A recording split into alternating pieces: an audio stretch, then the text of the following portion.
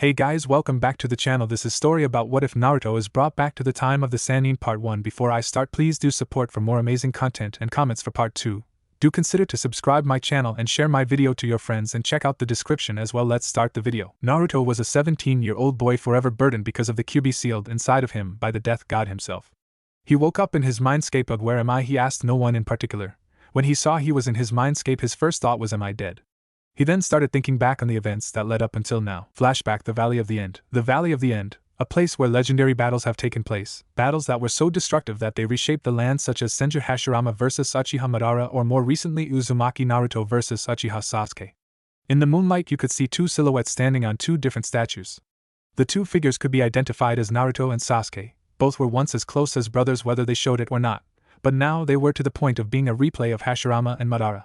Naruto was standing on the head of the Senju Hashirama statue while Sasuke was standing on the head of the Uchiha Madara, his Sharingan spinning wildly into the Ion no Mangekyo Sharingan. Spelling? Sasuke, why are you doing this? Tell me, Naruto asked while staring into the six-pointed star. I thought it was obvious. I am helping Madara release the Jubi so that he can bring peace to the world, a world where Itachi is still alive, but I guess I also thought you would have been smart enough to not stare into my eyes. Looks like I was wrong about that too, Dobe, said Sasuke with a cold smirk. Tsukuyami, he thought as the sky turned cloudy and the moon became red. Naruto, realizing that he had been trapped in the genjutsu, and screamed, but a peace where everyone is nothing but a slave isn't true peace, as he released a ridiculous amount of chakra releasing the jutsu. Shut up, Dobe, what the hell would you know about true peace, said an enraged Sasuke as he charged a Raikiri. I know because I have been through suffering and I understand other people's pain, shouted a teary-eyed Naruto as he charged a Rasengan. Naruto! Bellowed Sasuke as he jumped. Sasuke! Screamed Naruto as he jumped to meet him. When they clashed, they literally tore the land to pieces, but then something weird happened to Naruto. His eyes started burning, and he felt his chakra slowly drain in minuscule amounts going towards his eyes, but he kept going and his shoved itself into Sasuke's chest just above his heart, in his subclavian, killing him instantly. That was when he blacked out. However, he had never noticed the genjutsu cast over him by the QB. Well, Gaki, looks like you will do great things. I just hope, therefore. The better QB thought as he trailed off and went to sleep. Flashback end. He couldn't stop his tears from falling at the thought of the memory, but that was when he remembered where he was as just moments ago, when Madara released the Jubi. From the Jubi being sealed into him to when they had fought to his little talk with Kami. Flashback: Jubi released. What will you do now, Uzumaki Naruto? My plan is finally complete. All that I need to do is absorb the Jubi, and Project Tsuki no Mi shall begin a new era of peace that will never leave. Ha ha ha ha, cackled Madara.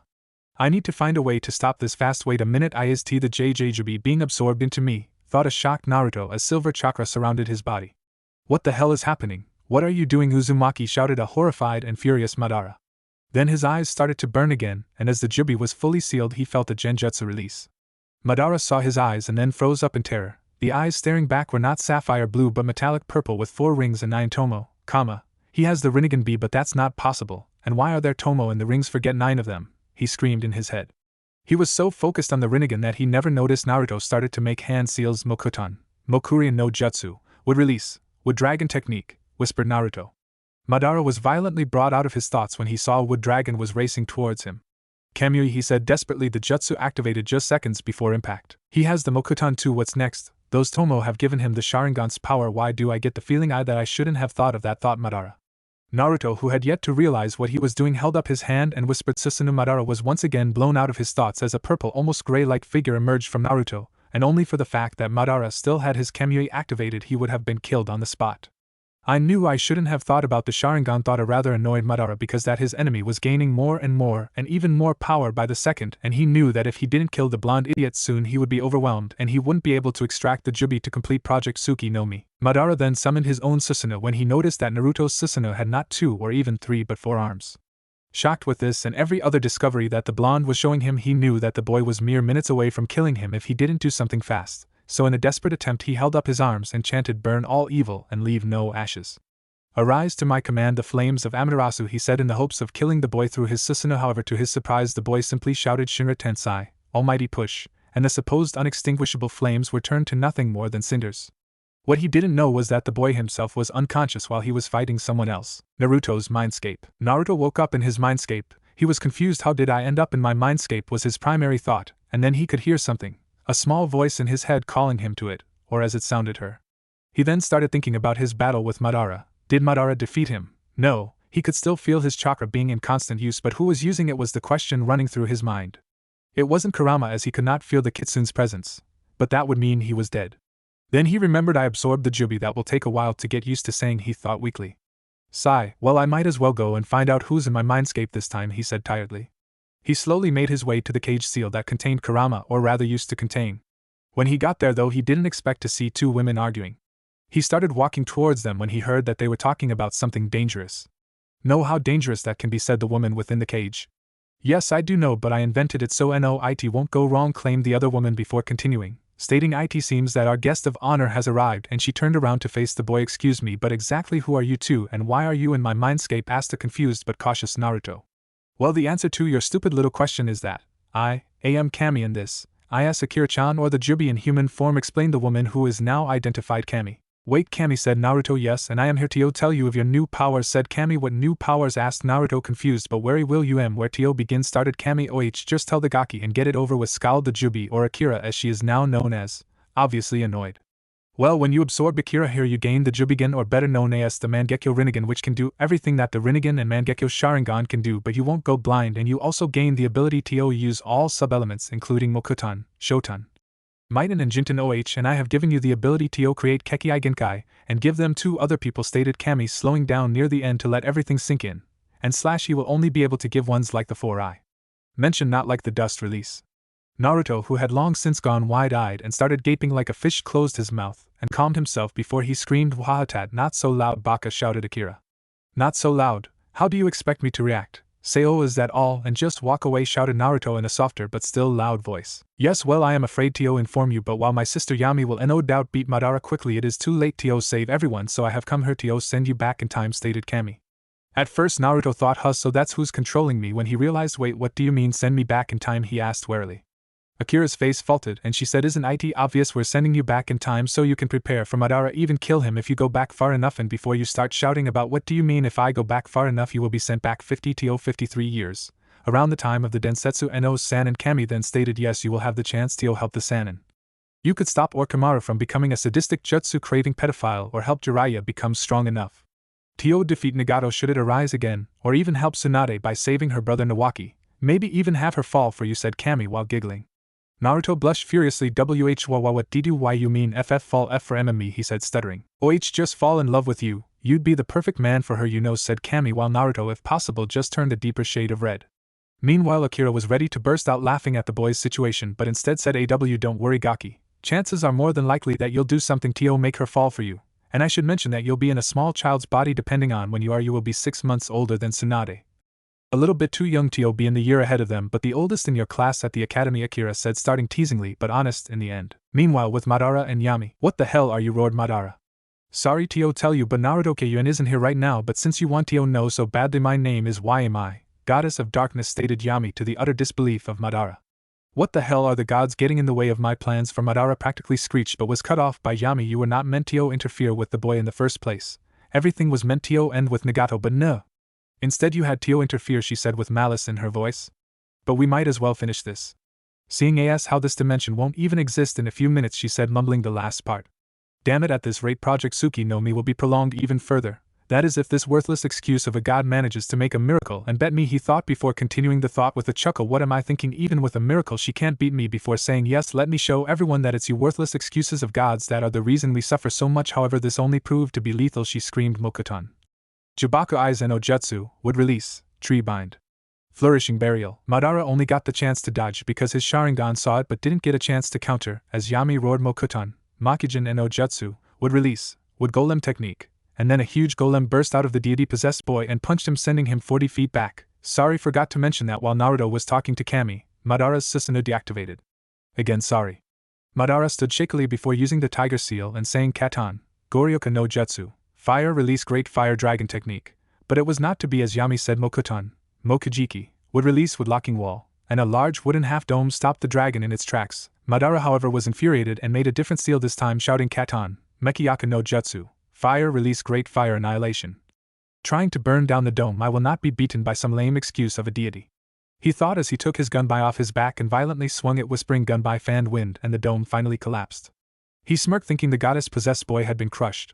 But it was short-lived, as Yami suddenly appeared behind him and yelled at him a Rasengan, giant spiraling sphere, shoving the giant sphere into his back. Back with Naruto. Are there any more surprises you want to tell me before I faint? Naruto asked after regaining his bearings. Well, there is the possibility of you having the paper Kekkei Genkai that the blue-haired girl whom was with Nagato had, but I'm not sure about that one, said Akira, but by now something that normally would have shocked Naruto no longer did. And when I said godlike Naruto, I meant it. And there will be some other changes. Some are set in stone, like Hashirama didn't give the Biju away to the other villages, or that Tsunade will contain one of the Biju, and random things like which one she will contain, as we can only alter so much with this ritual, Kami said before continuing. Well, Naruto Keien, we had better get the ritual started. When they had the ritual set up, Akira and Kami started chanting words that Naruto could only guess as an ancient language. Suddenly, in a brilliant flash of light, everything outside the seal faded into darkness. Flashback, and, after remembering that, he could hear voices. Probably the medics. He thought, well, might as well contact Akira and find out about this, but that wasn't to be, as he practically felt her push him out with a whisper of later Gaki. He's waking up, said an astounded medic. Shinobi, what? But that's impossible. He should be in a coma from the state we found him in, proclaimed another medic before she went outside. A and B, you get Hokage-sama, tell him the boy has miraculously awoken, she told one of the A and B guarding the door. Naruto started regaining his bearings as his vision was still blurry, but he was able to see that someone was in front of him talking to him. He had finally regained his vision, and hearing to see a woman with blonde hair that kind of looked like his saying, "Are you alright, child?" He was about to say that he wasn't a child, when he remembered that he had been sent to the past and physically was probably only 4 or 5 years old. He pretended that he didn't hear her, and said, "Excuse me, but could you repeat that?" His voice, although he knew he was young, sounded higher than he thought it would be, but it also held innocence. So the woman repeated, "I said, are you alright, child?" "Yeah, but where am I?" replied asked Naruto. Seeing that he was able to see and hear her properly, she smiled and replied, "You're in Konohagaku's hospital. The emergency room, to be exact, as you should be in a coma. My name is Tsukiko, Nakamura Tsukiko." "What's yours?" she asked, but Naruto just said, "I would rather wait until Hokage-sama gets here." With Hashirama. Hashirama was at his desk doing paperwork, the one thing he could never beat. Although both he and his brother are in power as Hokages of Konoha, he was the one who had to sign the paperwork, much to his displeasure. Thankfully, one of his ANBU came in to distract him from the ever-present Bane. He looked at the ANBU and simply said, "Report," to which the ANBU replied, "Hokage-sama, the boy who was supposed to be in a coma has miraculously woken up." The utter disbelief on Hashirama's face told that he was thinking, how can this boy, who when we found him was bruised, battered and in a comatose state, suddenly just wake up? "Very well, go back to your position, I'll be there in a second," he replied, and with that the ANBU left. Hashirama knew that this boy was different when he found him, but this just blew him away. "Well, child, what's your story?" he thought, and with that left for the hospital. Back with Naruto. Naruto and Tsukiko were waiting for Hashirama to arrive when they heard a knock on the door. It opened to show the Shodai Hokage. Naruto, although had a straight face on the inside he was awestruck. Here was a man who had been feared throughout the shinobi nations and the first man to be praised as the Kami no Shinobi since the Rakuta Sanin. Naruto was brought out of his thoughts when Hashirama spoke up. "You gave us quite the scare, little one. Tell me, who are you and why were you so beaten up?" He asked, only for Naruto to reply, "I'm afraid you'll have to get a Yamanaka to confirm the story that I have for you, and you might want to get your brother to save." Doing this twice, which had shocked Hashirama greatly, but nevertheless he asked the ANBU to go get Tobarama and Isamu Yamanaka. When the two arrived, the four were able to begin. Hashirama forgot about Tsukiko. "Alright, now that everyone is here, Isamu, would you like to confirm this boy's story?" he said. Isamu was confused as to the reason he was called to interrogate a mere child, but said nothing. "My name is Naruto Uzumaki," and he then started to explain his story from the start of the Fourth Great Shinobi War right up to his fight with Madara. And when Isamu was asked to verify the claims, they were true every time. It would have been too long to write, and the two brothers were positively shocked. This boy, who was apparently from the future and was really 17 years old, was telling the truth. Tsukiko, whom everyone had forgotten, had nearly fainted but managed to catch herself. However, she made some noise, and that was when Hashirama remembered that he had never dismissed. "Damn, now there is another person who knows this well. I could have her take care of him so people won't get suspicious if I or my brother adopt him," he thought before saying, "Well, ugh, that's quite the story. I'm almost convinced that it's true. All I need to do is test how strong you are." But he trailed off. Not that Naruto could blame him, as he had just been told things that before today had seemed impossible, yet a physically 4-year-old was telling him otherwise. Hashirama then turned to Tsukiko. "Well, Miss Nakamura, I think we may need to have a little talk about this," he said before leading her out.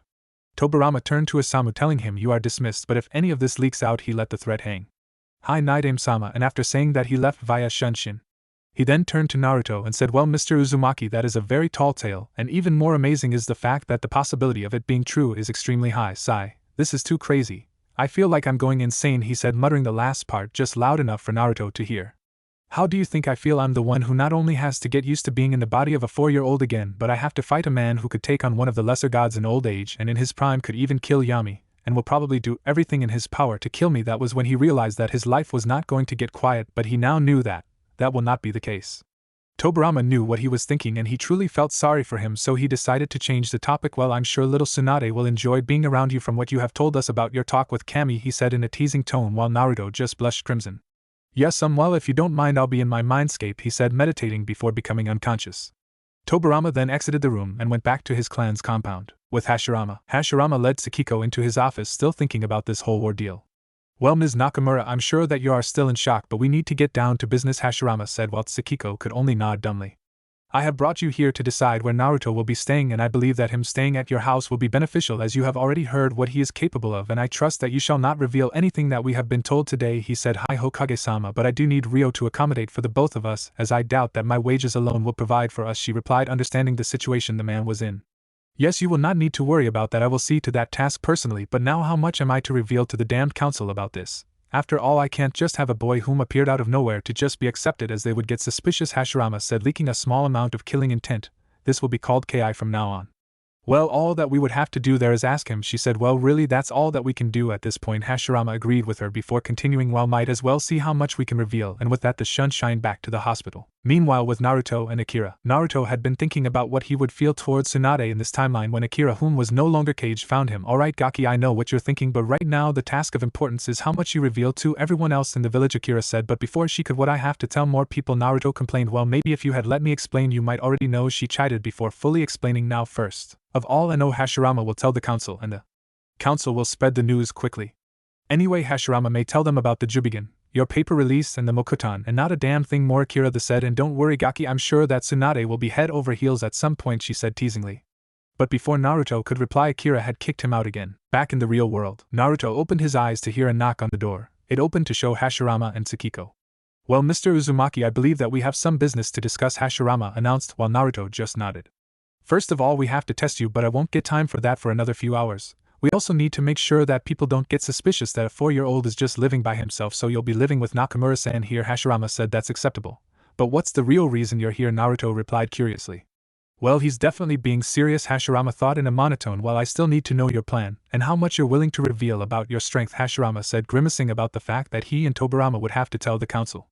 Akira said that you can tell the council about the Jubigan, the paper release, and the Mokutan, and I quote, not a damn thing more, and as for my plan, you shall only need to know if something doesn't go as I needed it to. Other than that, I've just been getting constant teasing about Tsunade, Naruto said with a small blush and a slight shiver going down his spine. Hashirama, knowing exactly why he was blushing, came up next to him and whispered, just don't do it too fast, as I'd rather not have a fangirl for a granddaughter, he said with a teasing smile. Naruto just turned red. Well, I will leave you two to get to know each other, and with that said he left. Tsukiko, whom never would have guessed that she'd ever be in this position, asked Naruto to start. Alright. My name is Uzumaki Naruto.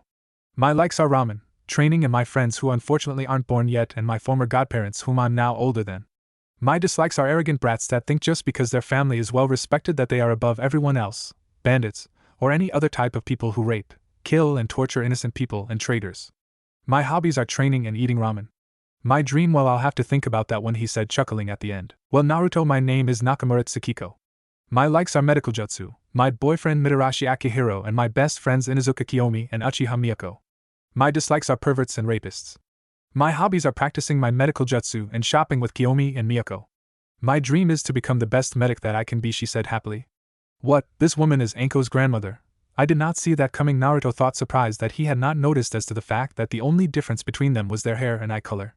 Well, you might as well come with me back to my house since you still have 2 hours to wait to fight Hashirama, she said, walking towards the door. That was when Naruto realized that there were clothes beside his bed. They didn't look too good, but he wasn't complaining. Tsukiko's house. As Naruto entered Tsukiko's house, he was amazed at how clean it was. Whoa, I'd almost swear that this place has a genjutsu placed on it. I wonder, he thought before activating his Mangekyo Rinnegan, and saw that the whole house was covered in a genjutsu. Huh, so I was right, the Mangekyo Rinnegan has helped my genjutsu detection, he thought, happy with the fact that he won't be affected by genjutsu that he can't see or sense. Tsukiko then lead him to his new room. While Naruto, this will be where you sleep until you're 18. It's not much, but I suppose it'll have to do until I can renovate the place, she told him. The room looked like a guest room with an average double bed with plain white sheets, midnight blue paint in the walls, and a few pieces of furniture for storing clothes. Well, would like me to show you around the house, she asked, but Naruto just answered, no thank you, I'm sure I'll find my way around. With Hashirama, Tobirama, and the council, Hashirama rubbed his temples as he waited for the rest of the council, dreading the arguments that would follow his explanation of the boy whom he had found. His brother was just as annoyed but didn't show it openly. When the last few people had finally arrived, one woman asked Shodai-sama, "Naidame-sama, why have we been called to this council meeting?" The woman in question had pink hair with a red kimono. His woman's name was Hirano Saki. I really wanted to make Sakura get her attire from her family. Both brothers inwardly grimaced that they were the ones who had to tell the woman about Naruto. Might as well get it over with, the two thought. "The reason that we have called you here is about the boy that we found not a mile from the village gates," he stated, getting the attention of everyone in the room. "The boy awoke not an hour ago, and we had Isamu here mind walk him, and the results were truly awesome. The boy has Kekkai Genkai that have never existed before, and one that I thought was only a mutation," Hashirama said while the council were on the edge of their seats. "It appears that the boy has a Kekkai Genkai that controls paper, and from what Isamu has told me, it has outstanding potential. Amazingly, he has attained the Mokuton and will be able to use it more efficiently than I ever have or will be." At this point the council were ready to start shouting, but if the boy had Kekkai Genkai as powerful as what they have been told, then no doubt the last one will be even better. Meanwhile, Hirano Saki had to bite her tongue as to not shout out when they were told. Hashirama then continued saying, "However, the boy's last Kekkai Genkai almost had me faint, as it seems to be a cross between the Sharingan and the Rinnegan, the fabled eyes of the Rakuta Sanin." 3-2. One he thought before there was an outburst with people shouting for the boy to be put under the CRA, but the loudest person was Saki, who was almost screeching, "Hokage-sama, I demand that this boy be put under the CRA with my daughter." The two brothers released their Ki, making everyone freeze in fear before Tobarama said, "You have no right to demand anything in your position," knowing that the boy wasn't going into a loveless marriage, from what Isamu had told him. But this did not stop some people, as a few people were still saying things like, "But Hokage-sama, these bloodlines would prove to be an intimidation factor against other villages," or "But Hokage-sama, this boy could produce a potent generation of shinobi." But this just made the two release more killing intent, making the last few people sit down. Now that everyone is seated and quiet, the reason is that the boy will have a choice. If he wants to do the CRA, so be it, but he should only marry girls that he loves. This council has gained too much power, and while I have ignored it, I am telling you now that the civilian side should not even be here, as Kekkai Genkai are shinobi business, and as of now the civilian council shall not attend meetings for shinobi only, and before you start screaming like 2-year-olds again, you are to leave. Anyone who decides otherwise will be executed on the spot," said Hashirama with malice in his voice. The civilian council, knowing better than to stay left in a hurry. Hashirama then continued to explain to the clan heads about the boy before leaving to go back to his office, dreading the amount of paperwork waiting for him. Back in Hashirama's office, Naruto was walking towards Hashirama's office when he saw someone. Waiting outside the Shodai's office was a small girl around his physical age. She had dirty blonde hair and was dressed in a small green dress. Naruto then thought that must be Tsunade while she was a small child, even for a 3-year-old, and he went and sat down to wait for Hashirama. Tsunade, who was wondering who the boy was as she had never seen him before, just stared/glared at him suspiciously, and was about to ask him who he was when she saw her grandfather approaching them. Tsunade then got up and ran towards him, saying Gigi excitedly. "Hello Tsunade, how's my granddaughter today?" Hashirama said with a fake smile, as he was too tired to be genuinely happy. "I'm fine Gigi," but she said before looking over to Naruto and whispering, "Who is that boy? I've never seen him before." Hashirama then noticed that Naruto was sitting there staring at them slightly before he replied, "Well Tsunade, that boy there is Naruto, and I shall be training him, and the reason that you've never seen him before is that he is new in the village." Tsunade just pouted, thinking, well then I'll have to make sure he knows my name, and gives me the respect that I deserve. Hashirama then put Tsunade down, and knowing what she was thinking gave Naruto a bit of time to knock some sense into her, saying, "I'll be with you too in a minute, I just need to take care of some private business." Tsunade then walked over to him. "Hi, my name is Senju Tsunade, and I'm the granddaughter of the Shodai Hokage and grandniece of the Naidame." "What's your name?" she said with arrogance in her tone, but to her shock Naruto just replied Uzumaki. Naruto she then got angry, thinking, didn't this idiot hear what I said before, asking almost the exact same thing. Naruto just looked up at her. "Yes, I heard everything you said, but if you think that I'm just going to respect you because of who your grandfather is, then you are sadly mistaken," he said in a monotone-like voice. This just made Tsunade angrier when she replied, "Oh shut up peasant, you should be kissing the ground I walk on in respect," but she didn't get any further as Naruto just glared at her coldly. "Respect is earned, not given," he said coldly before continuing, "Just because you're the granddaughter of the Shodai doesn't mean you'll last a day outside the village gates." He was hoping she would take the challenge just so he could prove it to her. "Oh really?" she said before leaving. Hashirama then came back out after listening to the whole thing and was about to ask Naruto to go after her, but he was beat to it when Naruto said, "Don't worry, I got her," and he left. Hashirama then closed the door, thinking, "Sorry Tsunade, but you need to learn about the real world," and fast he then turned back to his desk and cried anime tears when he saw that it was about to collapse from the sheer weight of the paper. With Naruto had been following Tsunade from the trees ever since she left the village gates. They had passed the ANBU patrol a little while ago, but Naruto was worried about her, as even though she was only 3 here he could still see his Bachan in the girl. Naruto then felt even more worried as he activated his Jubigan. Oh great, 5 people heading towards her, for ANBU level and Shitakage level. Looks like I'll need to use a few strong techniques to get the both of us out of this. Well, guess my cover was only going to last so long. Tsunade meanwhile was thinking Humph couldn't last a day out here. Who does he think he is? I'm a Senju. Only the Uchiha can give us a good fight. She stopped when she saw 5 figures drop from the trees. Well boys, look what we have here. It's the Senju Eris, the giant man in the middle said, smirking. Tsunade for the first time in her life was truly terrified. Maybe that boy was right, she thought as she saw the man throw a kunai at he. She closed her eyes and waited for the impact. When she didn't feel anything, she opened her eyes and what she saw shocked her. That's T, the boy F from earlier. She couldn't believe it. The boy that she was yelling at earlier had just saved her life. Naruto then looked closely at the man when he realized this is the Sandaime Raikage. Told you that you wouldn't survive a day out here, Naruto said, turning to her slightly. The man who had recently been elected Raikage not long ago was shocked that Naruto had stopped his kunai. He then turned to his teammates. Storm, deal with this pest. High Raikage Sama, the 4 replied, and then went through a series of hand seals. Raiten, Raryu no Jutsu, Lightning Release, Lightning Dragon Technique, the 4 shouted. Naruto said Furton, Detappa, and the 4 attacks were sent right back. The Raikage was in shock. 4 of my strongest Storm killed by a 4-year-old. This kid is no joke, he thought. You know what, kid, I'm going to enjoy killing you just for that, he said in an infuriated voice. Raiten no Yoroi, he said, and his body was covered in blue lightning, while Naruto just launched 4 kunai around the man.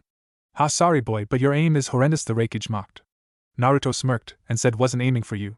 Go for Kekai, and the Raikage saw the seals on it but was just able to get out. Damn, the kid knows Fuinjutsu too. I'll have to kill him fast, he thought as he readied his black lightning to strike the boy down. Naruto just held his arm up. Bansho Tenin, he said, and suddenly the Raikage felt himself being pulled towards the boy before Shinra Tensai, and he was launched through trees and boulders.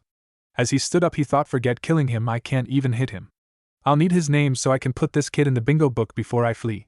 I can't have more of my shinobi being killed by this brat. What's your name, boy? He asked, hopeful of getting the boy's full name. Naruto. Uzumaki Naruto, he said, guessing that the Raikage was going to put him in the bingo book, either that or add him to his to-kill list. The Raikage's eyes widened before he fled in a flash of lightning. Naruto turned back to Tsunade but was met by a bone-crushing hug with her head in his collarbone. When she asked him why he saved her, I knew you would try something like this, and I just didn't have the heart to let you come back crying, he replied softly with a warm smile. Tsunade, realizing how tired she was, fell asleep. Naruto, feeling that the girl earned it, put 2 of his fingers to her forehead and channeled his Mokuton chakra into her, giving her the ability to unlock the Mokuton. Well, better get back to the village, and with that thought he left. When Naruto got back to the village gates, both he and Tsunade were rushed to the hospital. Not that they really needed treatment, since both were Jinchuriki. Oh yeah, I must find out what biju she contains, he thought curiously. He was so lost in thought about it that he didn't notice Hashirama walk in. Hashirama meanwhile was lost in his own thoughts. Finding someone to train these 2 won't be easy. Besides me, Tobirama or Sarakun, there aren't many who could give them the rigorous training they'll need. Well, that Tsunade will need anyway. Well, I'd better get the report from Naruto. When he did get the report, however, he was shocked that his granddaughter was almost captured by the new Raikage, and even more so that Naruto had beaten him so easily, something he wouldn't be able to do at his current age. Tsunade then began to stir awake and tiredly looked around. Seeing her grandfather and Naruto staring at her made her remember the night before. Naruto saved me. Even when I was trying to force him to respect me, he put it behind him and smiled while saving me. Could he be? No, Bachan says I'm too young for that. But he is kind of cute, she thought with a blush. I'm no good with child talk, so I just made her a bit more mature for her age. Hashirama saw this but ignored it and put a stern look on his face. Tsunadeheim, do you mind telling me exactly why you left the village? Hashirama said sternly. Tsunade looked down. I wanted to show Naruto that I could survive on my own outside the village gates, and I wandered too far, she replied, ashamed of herself. Well, at least she's telling the truth, he thought while rubbing his temples. Tsunade, do you know how much danger you were in even just stepping out of the village gates? Well, do you? Hashirama asked her while scowling. Tsunade just looked down again, thinking she was going to be punished, but to her surprise Hashirama said nothing, so she looked back up and saw both Naruto and her grandfather were grinning slightly, and was about to ask them what they were grinning at, but Naruto cut her off. Tsunade, Hashirama was listening to our conversation and already knew why you left, Naruto said before Hashirama continued. I just wanted to see if you would lie or try to get Naruto in trouble for it.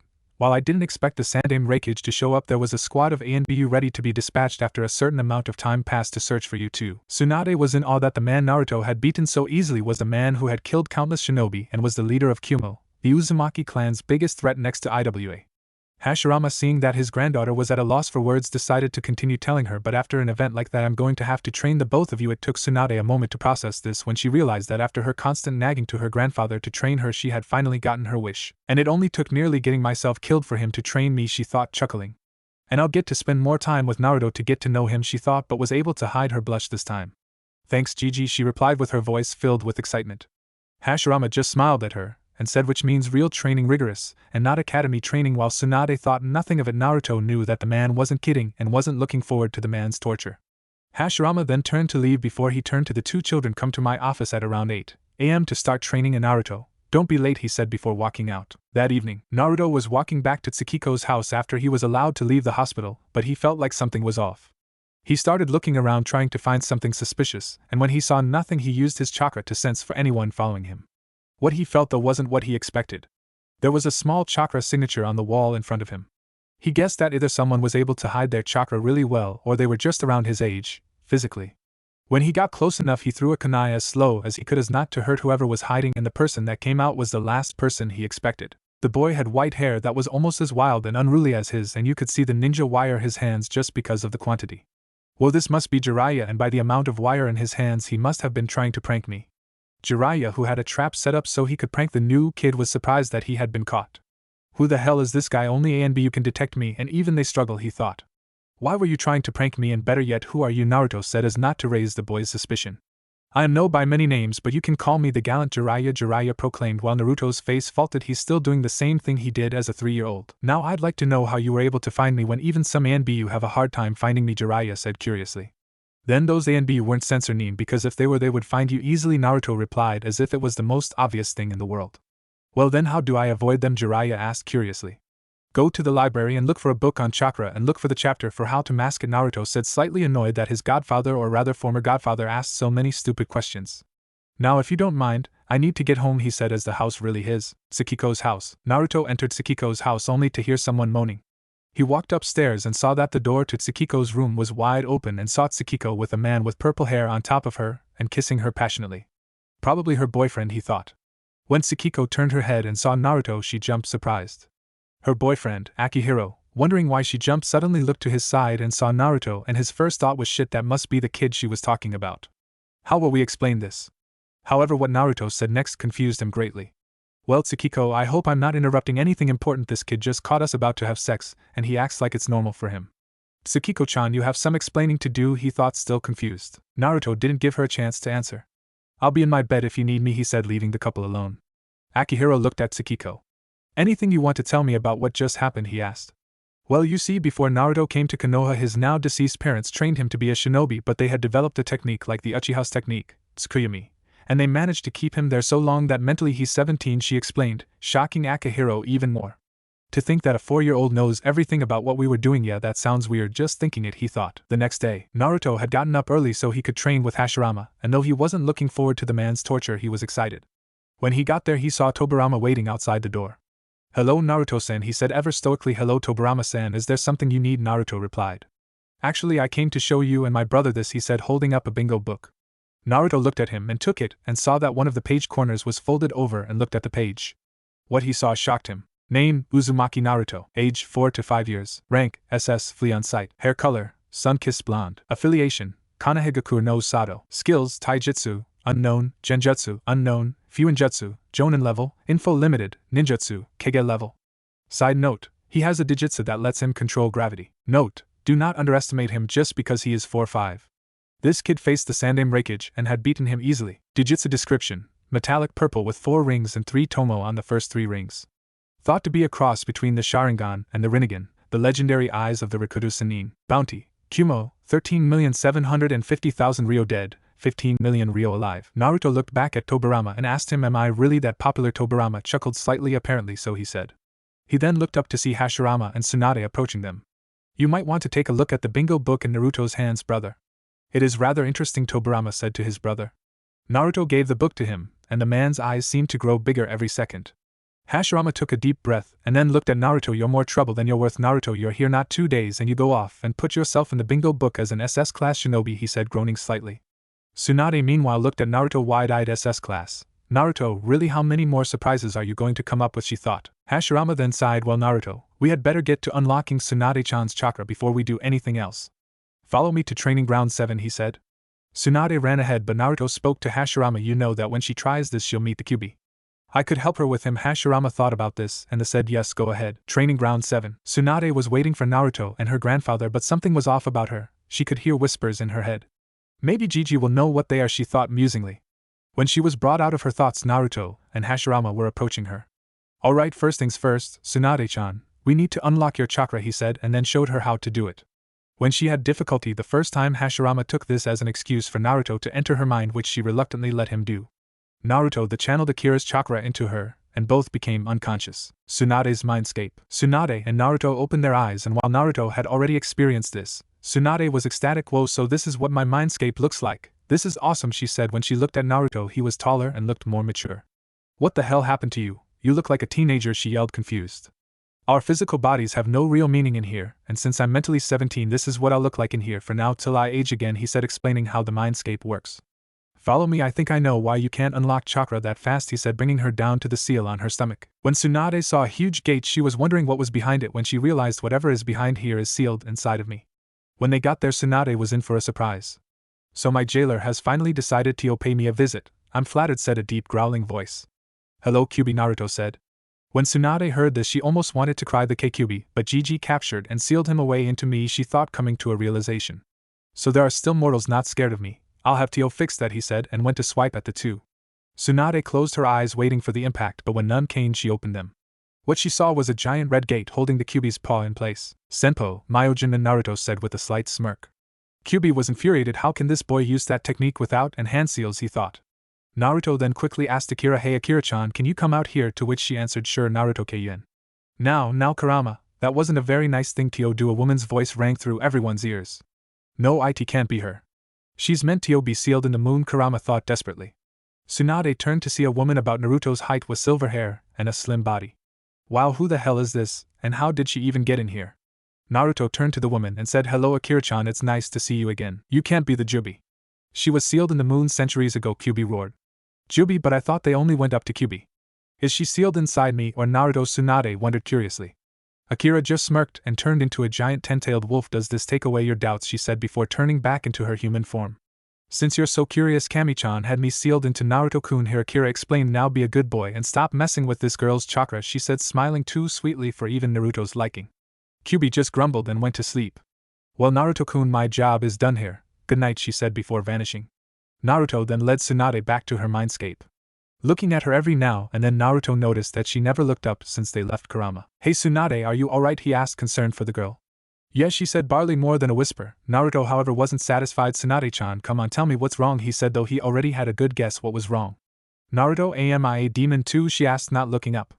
Naruto released a minuscule amount of Ki, just enough for her to stop and look at him. Tsunade-chan, you're not a demon, so don't you dare even think that, he said sternly.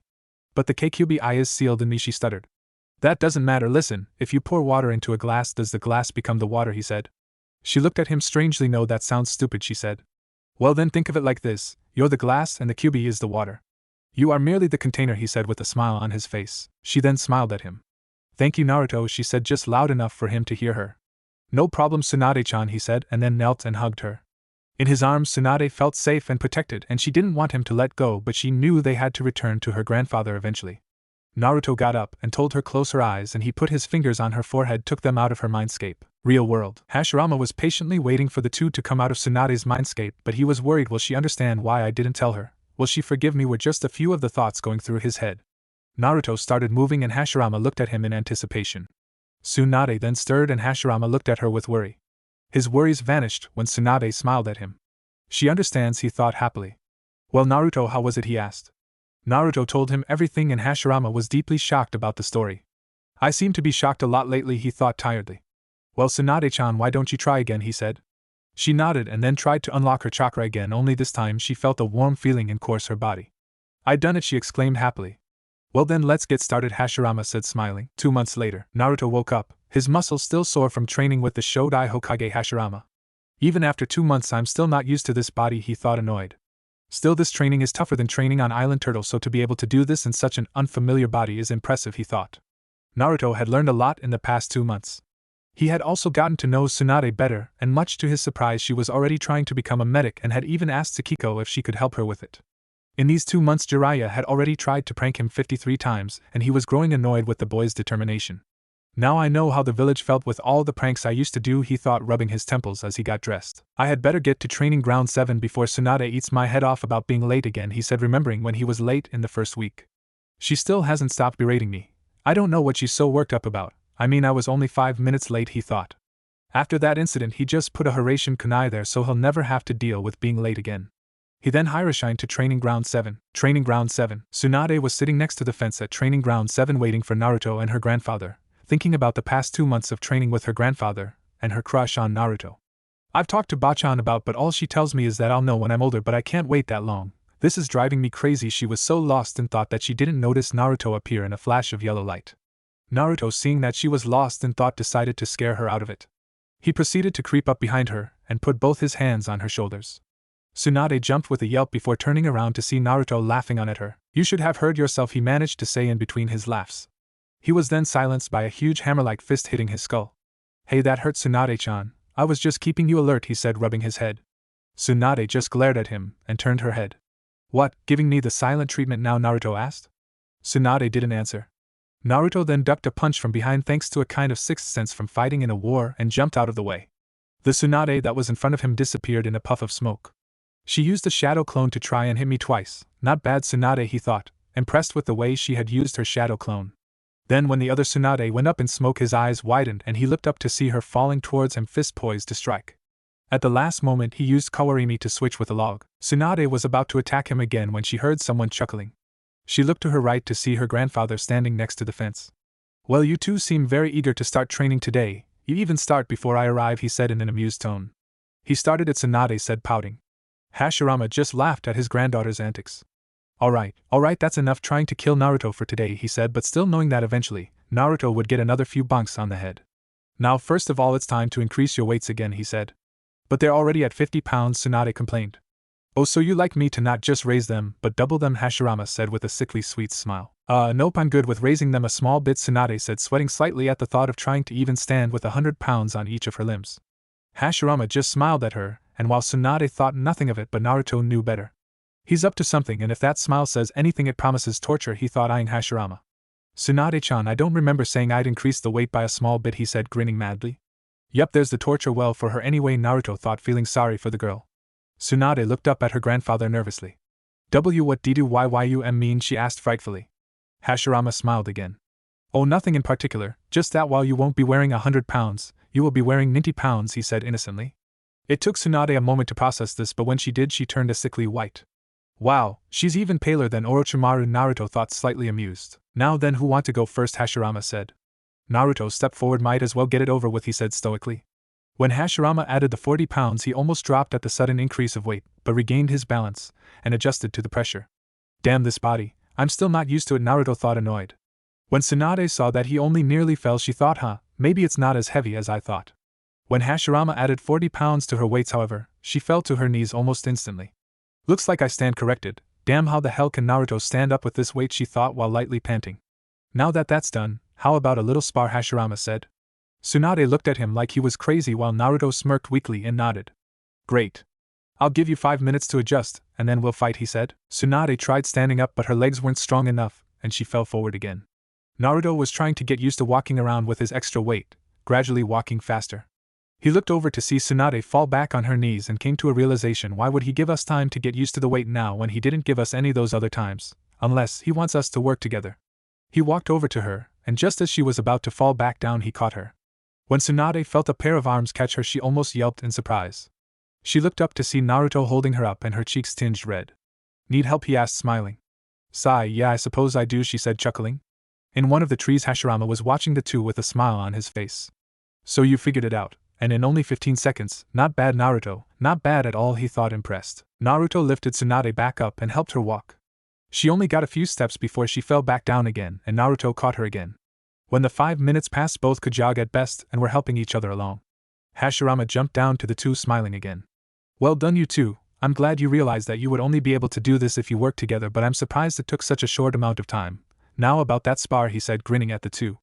This spar shall be in taijutsu only, so no Kekkei Genkai, Naruto, he said. Tsunade meanwhile was lost in thought, but only far enough so that she could still hear her grandfather's words. Naruto realized that we had to work together while I thought he was just being a good friend. I really have to pay more attention, she thought, finally realizing how her grandfather had gotten them to work together. Well, come at me, Hashirama exclaimed, snapping Tsunade out of her daze. Naruto was waiting for Tsunade to get into her stance, and when she did, they both attacked Hashirama.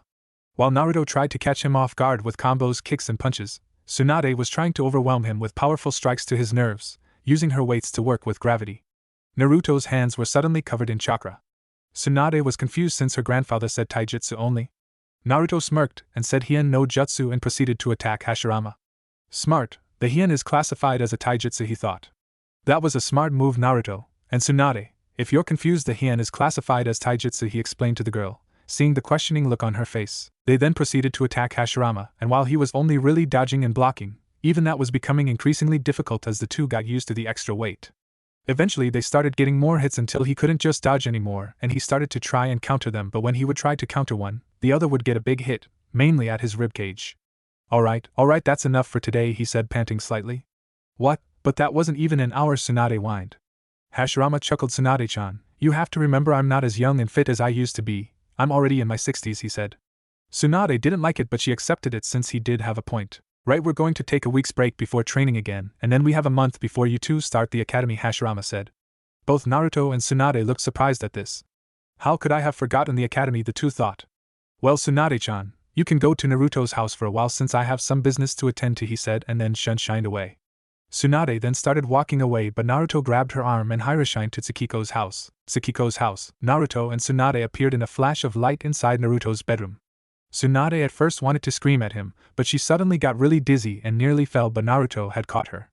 Naruto was wondering why she was dizzy when he remembered that when people use the Hiraishin for the first time usually feel nauseous. When Tsunade had regained her bearings, she was about to yell, but Naruto covered her mouth. Sorry, that was my fault, but I wanted to test something, he said with a nervous smile. Tsunade looked at him confused. What do you mean you wanted to test something, she said. Naruto sat her down on his bed and went over to the windowsill and brought back a pot with a seed in it. Tsunade was now extremely confused. Why is he showing me this, she thought. Now, Tsunade, I want you to close your eyes and channel chakra into this, Naruto explained. Tsunade was still confused as to what he was trying to accomplish, but closed her eyes and channeled her chakra into the seed. She suddenly jumped back when she felt something move. At first she thought it might have been a worm in the soil, but then she saw the seed. It's growing, she thought, wide-eyed.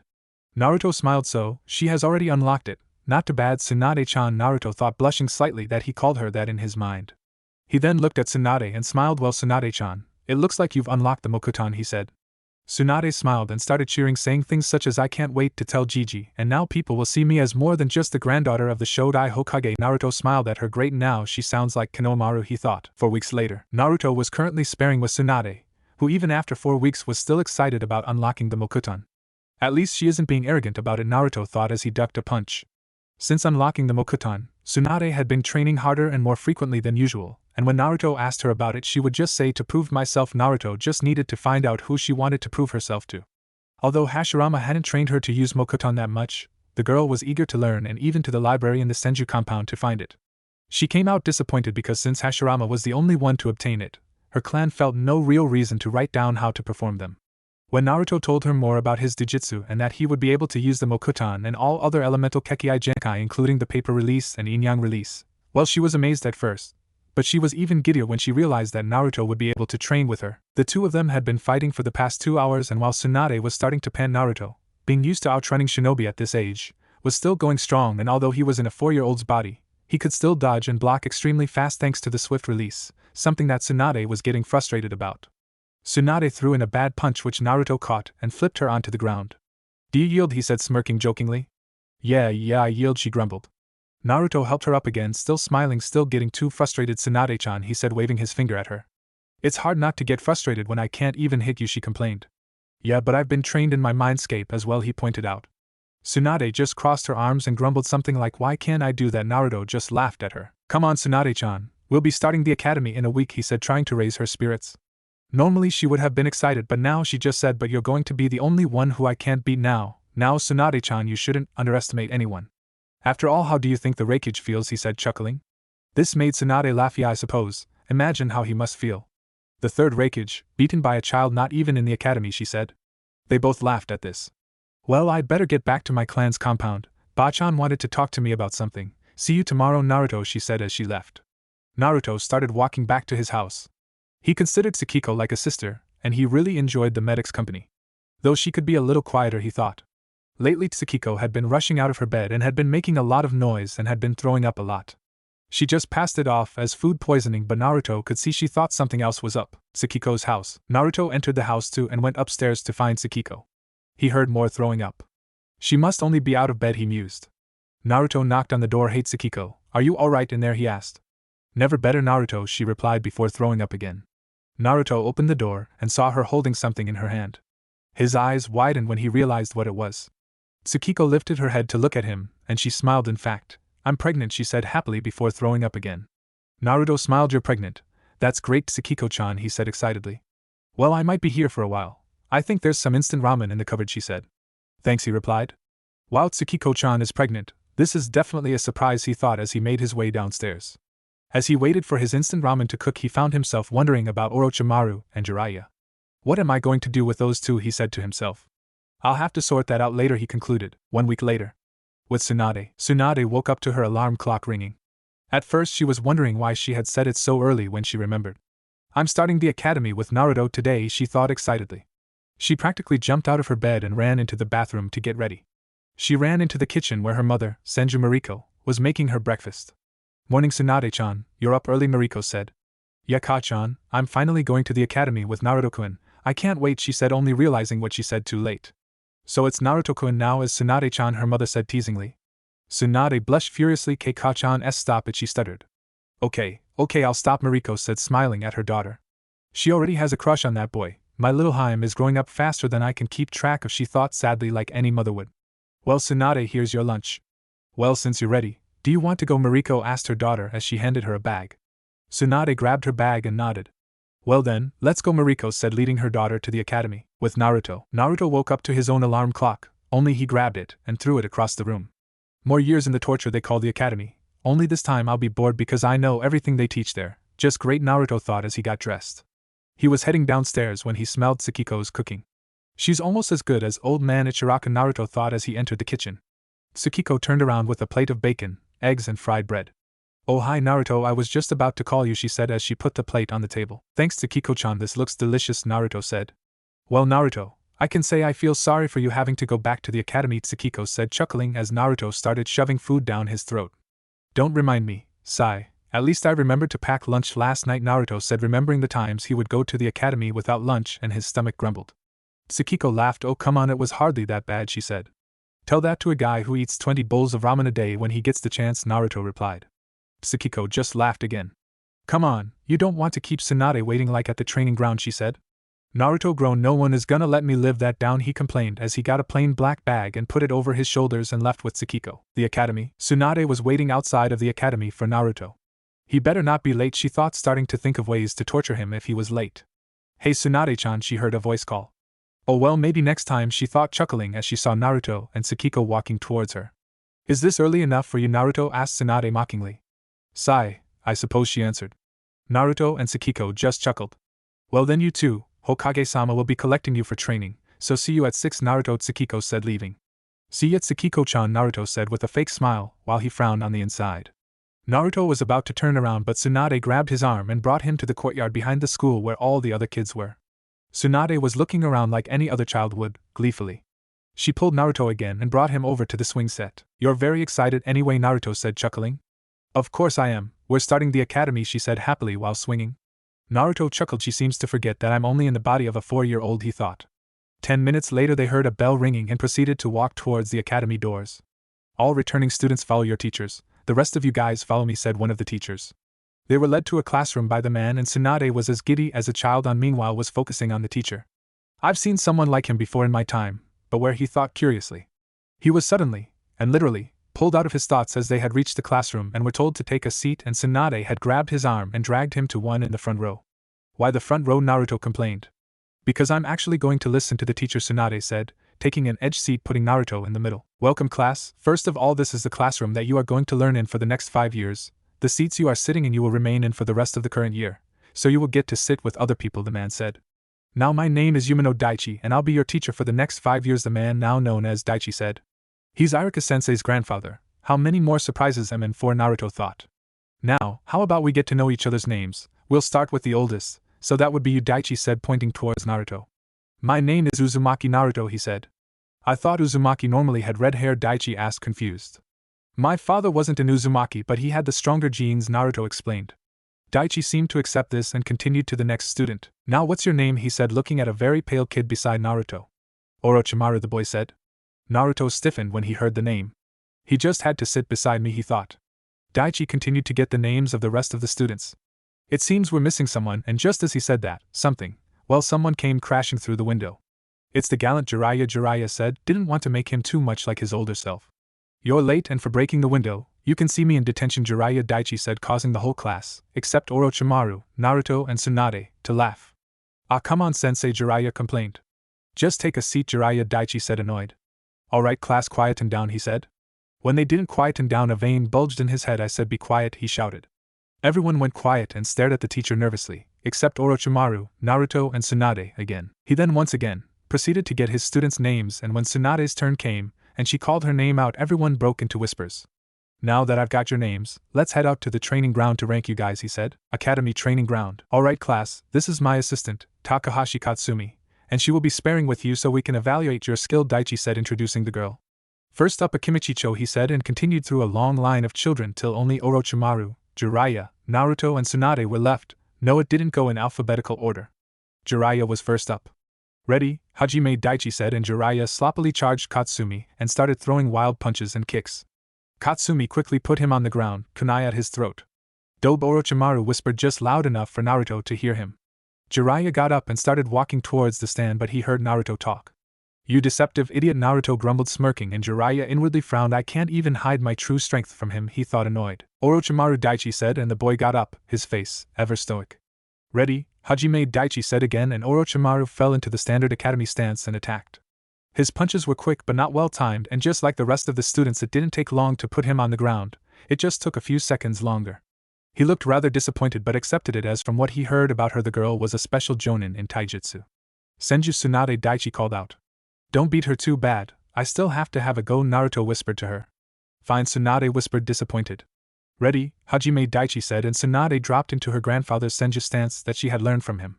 She then attacked Katsumi with powerful punches that the woman couldn't dodge, but when blocked would weaken her arms.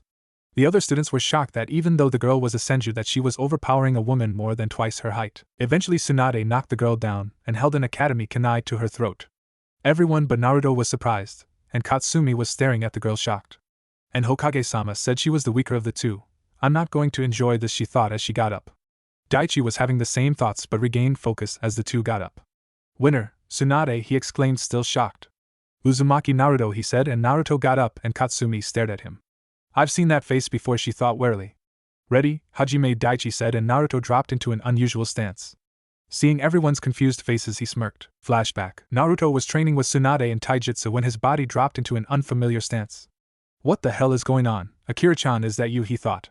Yes, this is my fighting style as a human. I've implanted the katas in your head. Go on, give it a try, Akira said. Naruto started attacking Tsunade, and he beat her easily since she didn't understand the style. The style confuses opponents with fast but powerful strikes and can easily be molded into other styles once you understand it, Akira explained to him. When Tsunade asked him what it was and he told her, she was pouting at how unfair. You were using a style I've never seen before, Naruto just chuckled. Flashback end. Katsumi looked at him. I've never seen that style before, she said. Naruto smirked again. That's because I made it, he said, and took the opportunity to attack her while she was in shock.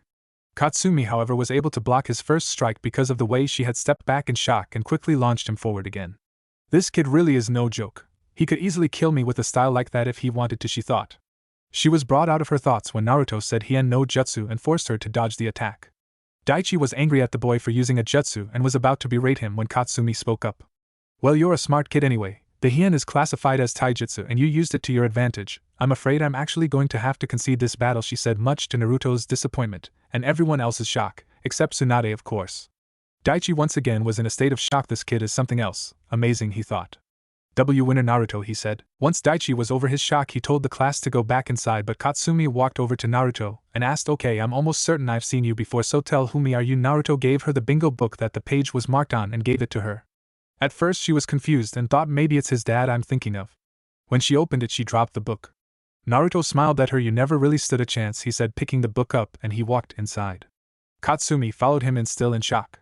He's only 5 and he's an SS rank in the bingo book, she kept repeating in her head. The rest of the day went on uneventful. Beside the fact that both Naruto and Tsunade had earned a fan club each.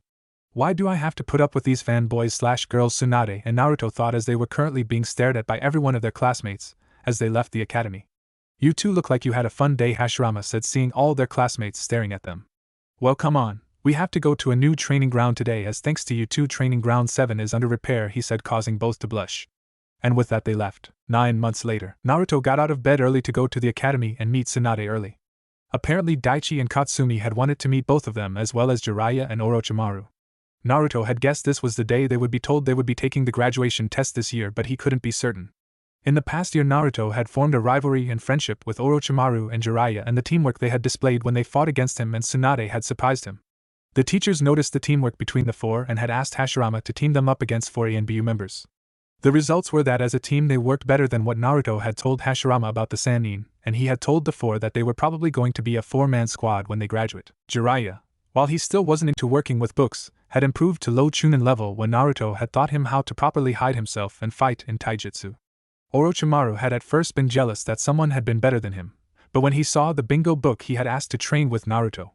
Naruto could see how eager the boy was to learn new jutsu, and when he asked him what his dream was, he answered the same as his older self would have, only not as creepily. Naruto then asked him to what length would he go to achieve that dream. Orochimaru was speechless, and Naruto had gotten him to give up on it. After half a year of trying to convince him, I couldn't think of anything but this. He had just arrived at the academy when he was attacked by Tsunade. What the hell did I do this time, he asked her. Oops, sorry, I'm looking for Jiraiya and I thought you were him, she said sheepishly. Naruto's eye twitched. Does this hair look white to you, he said. Hey, he put a genjutsu on me, she retorted. Naruto was about to say something else when he heard a small snicker behind him in a bush.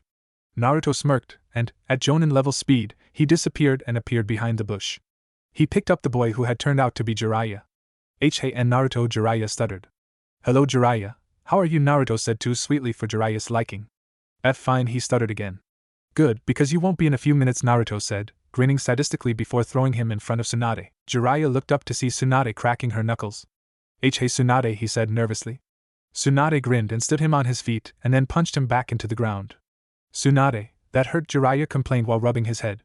Well, you deserve it, Tsunade said, walking back towards the academy. So what did you do this time, Naruto asked, helping Jiraiya up. I tripped over a root and my hand slapped her, but he said.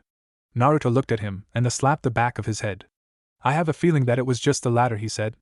Jiraiya started mumbling something like not fair, monstrous strength can't beat them. Naruto just chuckled. Come on, we're needed inside, he said. When the two got inside, Tsunade glared at Jiraiya and Orochimaru was smirking.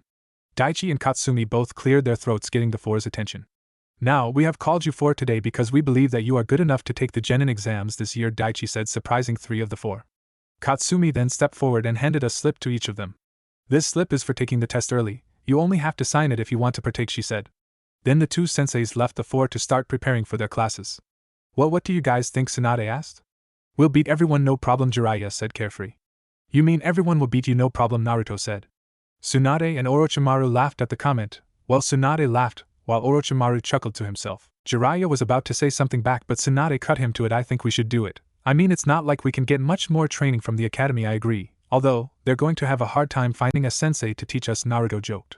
Well then, it's settled, Orochimaru said stoically, and the 4 signed their names. Genin exams day. Tsunade and Naruto were out on the training ground sparring. Tsunade's taijutsu had vastly improved since she entered the academy. She still only got a hit or 2 when Naruto used his swift release to annoy her, but other than that she made up for it with her determination. She has nearly mastered her water affinity thanks to her granduncle teaching her how to use it, and her mother and grandfather had helped her along with her earth affinity. Her fire affinity was still weaker than she would have liked, but she could do most C-rank and even a few B-rank jutsu with it. She even improved the Mokutan.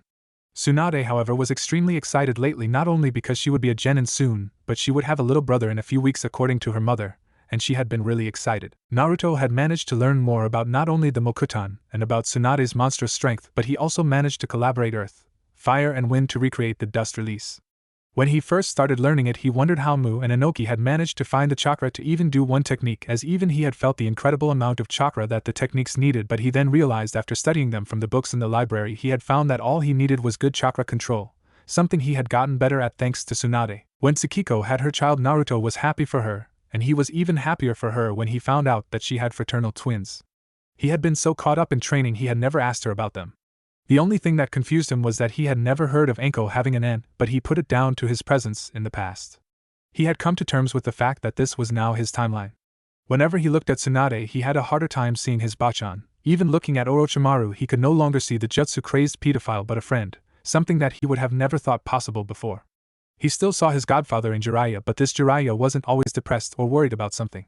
Naruto was about to finish Tsunade when the bell rang. "You got lucky this time, Tsuchan," Naruto said, smiling, and the two proceeded to walk toward the academy. They met up with Orochimaru and Jiraiya at the exam room entrance and walked in. Very few students stared, as most of the village knew who the four were. Only the more stuck-up students like the Hyuga and Uchiha clan members who just stared in jealousy. Katsumi walked in with another Chunin, both their hands holding stacks of paper. "Everyone, please take a seat," Katsumi said. Naruto and Tsunade sat down together. Tsunade had grown quite close to Naruto since the boy had originally saved her from the wreckage. Naruto was just glad that she hadn't become a fangirl, but he did admit he had grown to love Tsunade. "You may start your exam now," Katsumi said. Naruto and Tsunade flipped over the test and both smirked. The two started answering the questions with ease, and Naruto could see that Orochimaru and Jiraiya were answering them easily too. Jiraiya had a shocked face as to how easy the questions were to answer, while Orochimaru's face was impassive. The four of them finished the exam relatively quickly, not to anyone's surprise. "All right, pens down," Katsumi said. Anyone who hadn't finished sighed and put down their pens in disappointedly. "Everyone outside to the training grounds," Katsumi said, collecting up the papers. Everyone walked outside nervously, as the last thing they wanted was to fight Naruto or Tsunade. Katsumi walked up to the students. "First up, Katamaru Kichiro versus Uzumaki Naruto," she called. "I'll only be doing Naruto's, Tsunade's, Jiraiya's and Orochimaru's matches." Naruto walked up towards Katsumi with Kichiro, who looked like he was about to throw up. "Ready, Hajime," Katsumi said. Kichiro almost immediately had to block an attack from Naruto. He didn't last long, as Naruto's speed far outmatched everyone in Konoha. "Winner, Naruto," Katsumi said. This continued until there were only 8 left. "Uzumaki Naruto versus Uchiha Masaru," Katsumi said. Both of them stepped up. "Ready, Hajime, you might as well give up now, loser. You don't stand a chance against an Uchiha," Masaru said, smirking arrogantly. "Why don't shut up and fight, Team Naruto said in a bored tone. Masaru got a thick mark on his forehead. "I'll make you pay for that insult, Dobe," he said, and he charged Naruto. Naruto simply sidestepped and held his knee up for the Uchiha to rush into. The shocked face on Masaru made Naruto grin. Masaru doubled over in pain, gasping for wind. "What was that about not being able to beat you?" Naruto asked innocently. Masaru shakily stood up. "Shut you up, Dobe," he said angrily. Naruto sighed at the Uchiha. "Maybe if you weren't so arrogant, you'd be a better shinobi," Naruto said, looking down at the Uchiha. The Uchiha stared at him in anger. "I said shut up, Dobe," he shouted, and he turned to punch him. Naruto caught the punch easily, and put his arm behind his back and put a kunai to his throat. "Give up any movement and you'll slit your throat," Naruto said coldly. Katsumi didn't give him a chance to answer and declared Naruto the winner. Eventually Naruto had beaten Tsunade and Orochimaru. "All right, everyone back inside for the jutsu exam," Katsumi said. The students walked back inside, glad that the worst part of the exam was over. Katsumi sighed as she walked back in. He just couldn't at least give them a chance to win. Typical Naruto, she thought. "First up, Akimichi Susumu," she called out. Again this continued till Naruto, Tsunade, Orochimaru and Jiraiya were left. "Next up, Jiraiya," she said, and Jiraiya walked into the room. "All right, Jiraiya, first do the Kawarimi," she said, and Jiraiya swapped with a nearby chair. "Okay, now use Hen," she said, and this time Jiraiya transformed into Katsumi. Katsumi's eye twitched because the cloths Jiraiya had were not anything like hers. In fact, he made her look more like a stripper. "I'll accept it, but do it again and you'll find yourself in the hospital." "Now do the Bushin no Jutsu," she said. Jiraiya then smirked. "Kage Bushin no Jutsu," he said, and a single shadow clone appeared next to him. While this was no surprise to Katsumi, the Chunin was shocked. "And Katsumi told me that this boy is the weakest of the 4, he thought in shock. Note the Chunin was not outside for the taijutsu. "Alright. Now is there any jutsu you'd like to do to earn extra credits?" she asked him. Jiraiya nodded and started going through hand seals at a speed which the Chunin was again shocked at.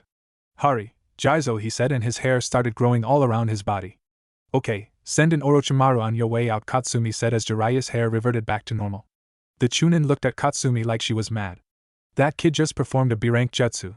How can you just send him out like it was nothing?" the Chunin asked when Jiraiya exited. Katsumi looked at him and smirked because, "It's just like I told you, Jiraiya is the weakest." "If you're shocked at that, wait till you see Naruto," she said. The Chunin looked at her shocked and thought this team could really become the stuff of legend. Orochimaru entered and Katsumi asked him to do the 3 jutsu and an extra jutsu, and like Jiraiya he performed the 3 jutsu and Suiton, Teppadama from the water in a water cooler nearby. "Okay, send in Tsunade on your way out," she said to him. Tsunade came in with a smile towards the Chunin that promised shock. Tsunade had performed the 3 jutsu easily, but when she was asked to do another jutsu for extra credit, "Could we go outside to do the rest?" Naruto and I have a big jutsu each we wish to present, she said. Katsumi sighed. They just couldn't even act normal for this part of the test, she thought. Fine, but since you're so keen we might as well bring in Naruto first, and then go outside, she said, walking over to the door. Naruto, could you come in here for a second, she asked him. Naruto then walked in. Alright, whatever you have planned, let's get this over with, she said. Naruto nodded and then performed the 3 jutsu, only unlike Tsunade, Jiraiya and Orochimaru he did his without hand signs. The Chunin was amazed at this. I can see why he is the strongest of the 4. The kid must be a genius to perform a jutsu without any hand seals, he thought. Okay, let's get this over with, Katsumi said, walking out the door. The rest of the students followed suit. Okay Tsunade, you're up first, Katsumi said. Tsunade smirked. Mokuton, Mukujohiki, she said, and a small dome of wood started to form from wood pillars coming from the ground and joined in the center. All the students as well as the Chunin's eyes widened when they saw that Tsunade had inherited the Mokuton. Even Katsumi was mildly surprised. Okay, now Naruto, Katsumi said. Naruto stepped up to the dome of wood and held his hand out. He started to form a Rasengan in his hand and he almost laughed at the look on everyone's faces. He then pushed the Rasengan into the dome. Everyone but Tsunade thought he had gone mad. The jutsu looked powerful, but surely it couldn't even scratch the special wood of the Mokuton was what was on all their minds. They were even more shocked to see that it not only scratched it but it started to tear the wood to pieces. When Naruto ended the jutsu for everyone to see what the damage was, they saw the warping crater in the wood. He saw that all but Tsunade's jaw was hanging wide open. Naruto, where on earth did you learn that jutsu? Katsumi said, wide-eyed. Naruto smirked. I created it, he said, shocking everyone even further. Masaru snarled, you're right, Dobe. I bet you're just trying to take the credit from someone else, he said, with a lot of his fangirls agreeing. Naruto smirked. I'm not lying. I created this jutsu after reading a description of a Baijidama, and I only managed to make this technique thanks to my chakra control because it is pure chakra manipulation, he said. Katsumi was even more surprised by this. Even after a year with you, Naruto, you still managed to surprise me, she thought. Everyone walked back inside wide-eyed and their mouths ageki. First of all, the top 5 are in 5th Uchiha Masaru, 4th place is Jiraiya, 3rd place Orochimaru, 2nd place Senju Tsunade, and Rookie of the Year Uzumaki Naruto, and finally Kunoichi of the Year is Senju Tsunade, Katsumi said, smiling inwardly. We wish you the best of luck. Come back tomorrow to be placed on a team, she said. Masaru was angered that he was only 5th but kept his mouth shut. Jiraiya, Orochimaru, Tsunade and Naruto were smiling when they saw Masaru's face. Naruto was happy with seeing Masaru's face, but there was something bugging him. Why does he look so familiar? It's almost as if he looks like someone I know. But the only Uchiha I know my age is Sasuke, Naruto thought. The next morning, Naruto was walking downstairs to get his breakfast when he saw Tsukiko burping the twins. Morning, he said. How are you able to sleep through their crying? Yawn. It's torture getting up at 2 in the morning, Tsukiko said tiredly. Naruto smirked because I place reverse silencing seals on all 4 corners of my room. You could blow the place up and I wouldn't awake, he said. By the way, have you chosen names yet? He asked curiously. Actually, no. I'm guessing Tsunade didn't tell you, but she wanted to help with the naming since she didn't get much of a chance with Nawaki, who was born about a month or 2 before the twins. Naruto, of course, was surprised by this.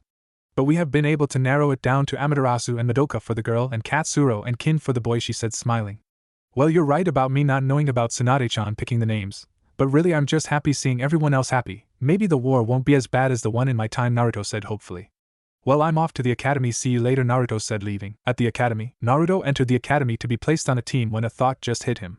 Hashirama-sensei never told me exactly who our sensei would be. The feeling was nagging at him for who their sensei would be, but he would find out soon anyway. He entered his classroom for what he hoped would be the last time. He walked up and sat down beside Tsunade. Morning, Naruto-kun, Tsunade said. Oh, so it's Naruto-kun, is it? Tsunade-chan, Naruto teased. Tsunade blushed slightly when she realized she called him kun, but she secretly liked his little teasings. Hey Naruto, Jiraiya said behind him. Naruto looked at him before turning to Tsunade. Hey Tsunade-chan, did you hear something? Because I could have sworn I heard something, he said, making Tsunade laugh, and Jiraiya grew a tick mark. Heh, that's the sound of a pervert, Naruto Orochimaru said, walking up to the 3. I'm not a pervert, I'm a super pervert, Jiraiya retorted. Katsumi walked in at that point with the still unnamed Chunin. Everyone please take your seats, Katsumi said. Team 1, she started, continuing through the unimportant. Team 7 is a special team, so I'll announce that last. Team 8 is Uchiha Masaru, Nara Hisashi and Tatsumaka Minori. Your sensei will be Yamanaka Hana. Team 9 is Inuzuka Norio, Hyuga Ryo and Abirame Koton. Your sensei will be Karama Shoichi. Now as for Team 7, it is made up of 4 of the top classes, and as such Orochimaru, Jiraiya, Senju Tsunade and Uzumaki Naruto are to go to the Hokage Tower to meet their sensei. The rest of you are to wait here till your senseis arrive, she said before disappearing in a puff of smoke. Gigi just loves to make us work, Tsunade grumbled. Well, who said we can't keep him waiting, Naruto said. I said so, now come on, Tsunade said, walking out the door. Hokage Tower. Hashirama, Tobirama and Tobirama's student Sarutobi Hiruzen were waiting in the Hokage Tower for Team 7 to arrive. I will be calling them that when using all their names. Hiruzen was skeptic on the thought that his predecessors were willing to try this, but when he asked why, the two just smirked at him. The doors burst open suddenly when Jiraiya was sent through them. I'm going to kill you this time, pervert, they heard. Tsunade burst through the rubble and was about to pummel Jiraiya into the ground when, to Hiruzen's surprise, her hand was stopped by Naruto, who had used the Hiraishin to get there. Now Tsunade-chan, there's no need to kill him, especially in front of your grandfather, he said. Tsunade just grumbled something about a lucky pervert before releasing her arm from Naruto's grip. Orochimaru entered the room. Has she killed him yet? He said, snickering. Now Hiruzen was extremely confused. How the hell is this team meant to work together, he thought. When Jiraiya managed to pick himself up, Hashirama decided to speak up. Well, now that your little incident is over with, maybe we can continue, he said. So who exactly is our sensei? Naruto asked curiously. Hashirama smirked. Well, as the top students of the class, you will have more than one, he said. Naruto was confused at this. If we're going to have more than one sensei and the look on his face is anything to go by, then that must mean he didn't get to finish that thought when Hashirama spoke again. Your senseis shall be all three of us, he said, shocking them. Well, this is an interesting turn of events, Naruto thought. Naruto was mildly surprised that the three Hokage would be teaching them, but when he looked at Tobirama and Hashirama, he could see that they had something planned. He looked to his side to see Tsunade, her mouth agape. He could see that Jiraiya looked like he was about to faint, while Orochimaru's eyes were as big as dinner plates. He looked towards Hiruzen to see a very confused face. Probably wondering how this team is going to work together, he thought. Naruto then smiled. What's the catch, he said. He could see Hiruzen look toward his teachers as if he wanted an answer as well. You have to work together to beat the three of us, Hashirama said. Hiruzen's eyes widened. Surely no matter how strong these four are, they couldn't beat even one of us, he thought. Naruto just grinned. When do we start, he asked. Hashirama smiled. Meet us at Training Ground 7 in 10, he said before the three shined away. Once Naruto managed to get his team recovered from their state of shock, the four ran to the training ground. Training Ground 7. When they arrived at the training ground, Naruto felt a wave of nostalgia come over him as he looked over to see three wooden posts. Great memories, he thought, remembering his first time being here. He looked over to see Hashirama talking to Hiruzen. Probably that he is to take us seriously, Naruto thought, chuckling silently. Hashirama looked over to see that they had arrived and told them to stand by the posts for a minute. After he had finished speaking to Hiruzen, he and his brother walked up to them. Alright, first of all, your limitations. Naruto, no Kekkei Genkai and no inhuman strength. Tsunade, no Mokutan and no inhuman strength, he said. The two nodded, though Tsunade did it looking slightly depressed. Now this will be a test of exactly how well you can work together. You have 3 hours to defeat us. Ready, go, Tobirama said before he jumped back to Hiruzen with his brother. Naruto looked at Tsunade, Jiraiya and Orochimaru, and the three nodded. Naruto moved in to attack the three while Jiraiya gave him support, and Tsunade and Orochimaru started to flip through a very long series of hand signs at a rapid pace. Naruto and Jiraiya were busy holding back Tobirama and Hiruzen when Tsunade shouted for them to get out of the way. Suetun, Suiryu Kabaka no Jutsushi, and Orochimaru said as a series of water bullets burst from a whirlpool that suddenly appeared. Tobirama had managed to use a water shunshin, but Hiruzen wasn't as lucky. He was launched into the sky when a water dragon formed from the water bullets and crashed into him before bringing him to the ground and exploding. Tsunade and Orochimaru smiled before they had to defend themselves again against Tobirama. Naruto and Jiraiya meanwhile were attacking Hashirama, covering each other's weaknesses and improving their strengths.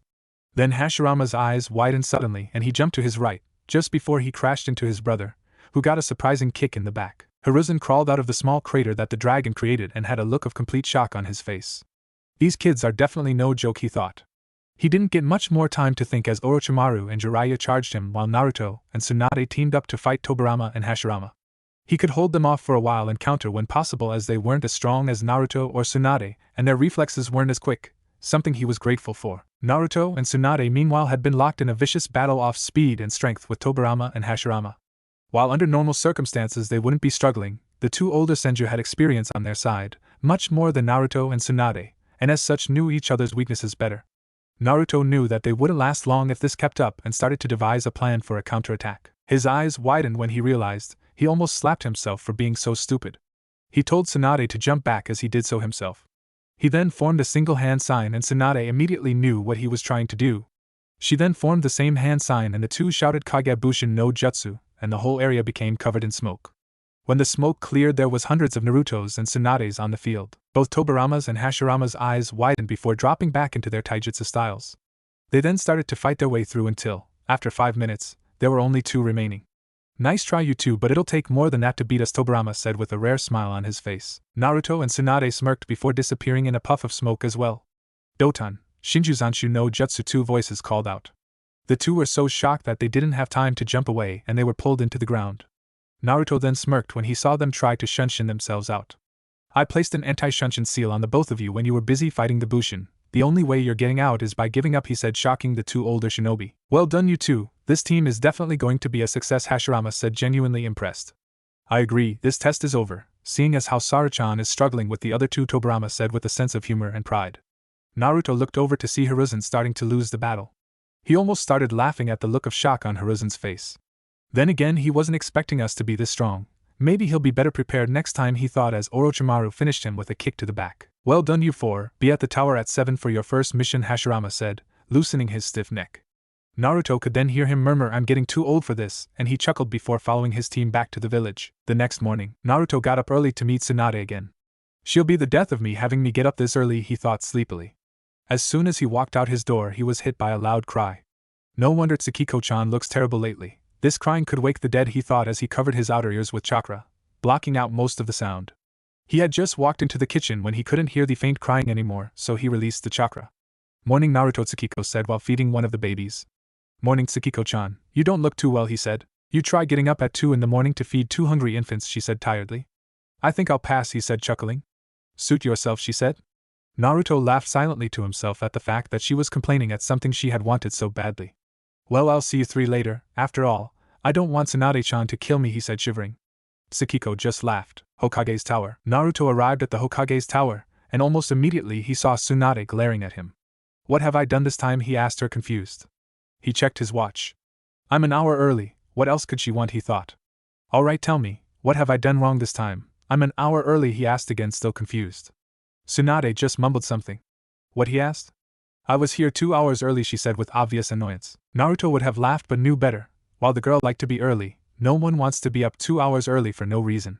They started talking about what mission they might get, but Naruto knew that you had to do at least 20 D-rank missions before doing any other mission, so he made a bet with Tsunade, and she took it. About 40 minutes later, Orochimaru arrived, was running away from several ANBU with Jiraiya, screaming, how the hell do you get me into these situations, you idiot. This seemed to cheer Tsunade up a bit as she chuckled to herself. Cheering up are we, Tsunade-chan, Naruto said, making her pout and blush slightly. After losing the ANBU, Orochimaru and Jiraiya jumped down next to them, lightly panting. Hashirama and Tobirama arrived not a moment later and instantly knew that the two had been up to no good. The 6 walked into the tower and went up to the mission room to see Hiruzen with a couple of chunin sorting out missions for the day. Morning, Sensei, Hiruzen said, only giving a small glance towards them, caught up in his work. Now, first of all, while the 4 of you could probably take on an S rank, the rules say that you need to have at least 20 D ranks to do any other mission, he said, making 3 mouths hang open. Tsunade grumbled before handing Naruto's outstretched hand 10 ryo. Everyone looked at them strangely, but with Naruto's smirk and Tsunade's sour expression, everyone had the generally sane thoughts of Tsunade lost another bet.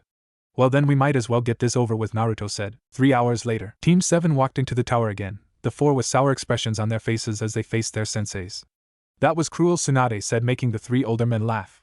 Maybe, but now you can do a real mission and not chores, Hashirama said, laughing. Alright, A rank, a new country is starting up, Wave Country. You're to go and protect them while they set up their village, he said. How long will it take, Naruto asked. Well, they already have the resources, so I would say about 2 weeks, maybe 3, Hashirama said. Naruto's eyes widened slightly, but only Hashirama and Tobirama noticed. Anything else we need to know, he asked. Just that several A-rank Nukenin have been hired, the leader isn't known, and that they, for an unknown reason, are desperate to keep the village from being formed. Naruto seemed to take this in and ponder on it for a couple of seconds, which surprised Hiruzen. An adult's mind in the body of a child, incredible, he thought. After a couple of seconds, Naruto accepted it. When do we leave, he asked. We as in you 4 and me, Tobi and Hiruzen need to stay behind for the village, and in an hour, go gather your requirements, and meet at the main gate at 11, Hashirama said. The 4 left quickly to prepare. Naruto and Tsunade had already met up at the main gate after 10 minutes. You know, if you keep making me come this early to everything, I'll become an insomniac, Naruto said. Tsunade glared at him mockingly while pouting. Not my fault you're as lazy as a Nara, she said, looking away. Oh, but I already work so hard at training and sleeping, Naruto said in fake hurt. 3 seconds later, the 2 burst out laughing. If I didn't know you, I'd really swear you're a Nara. You're a lazy genius like the rest of them, Tsunade said in between laughs.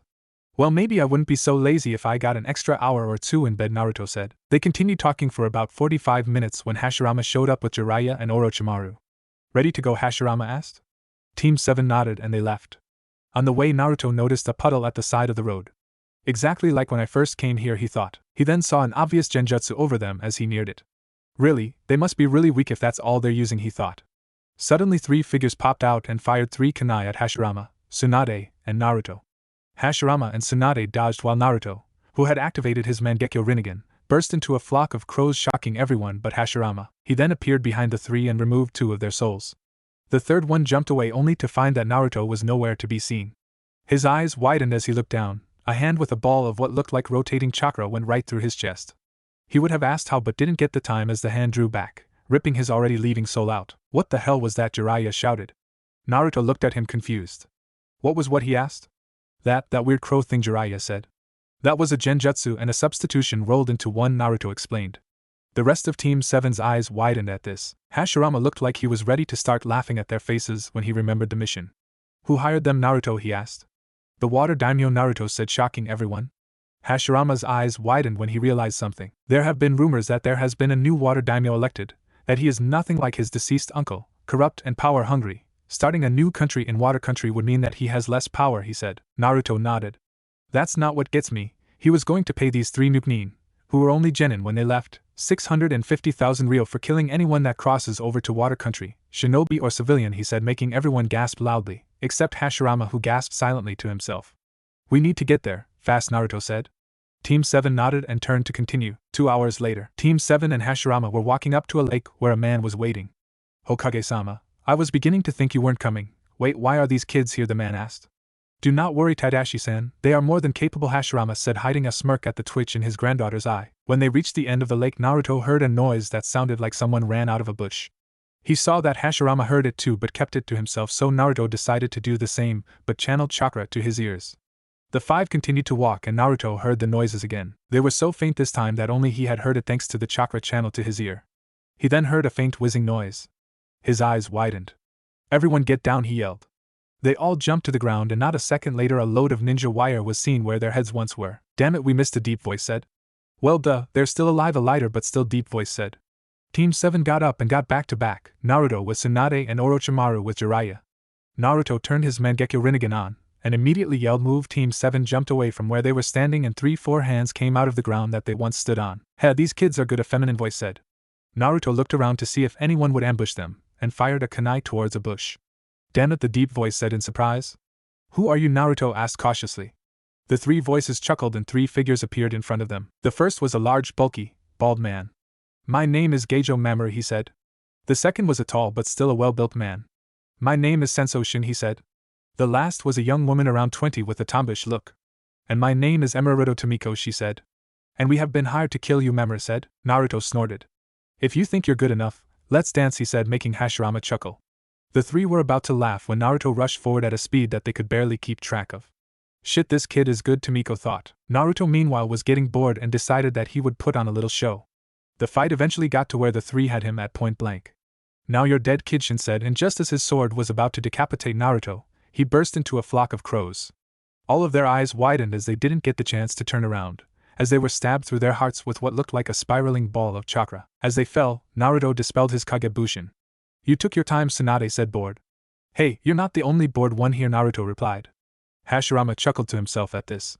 Come on, time doesn't wait for us, he said.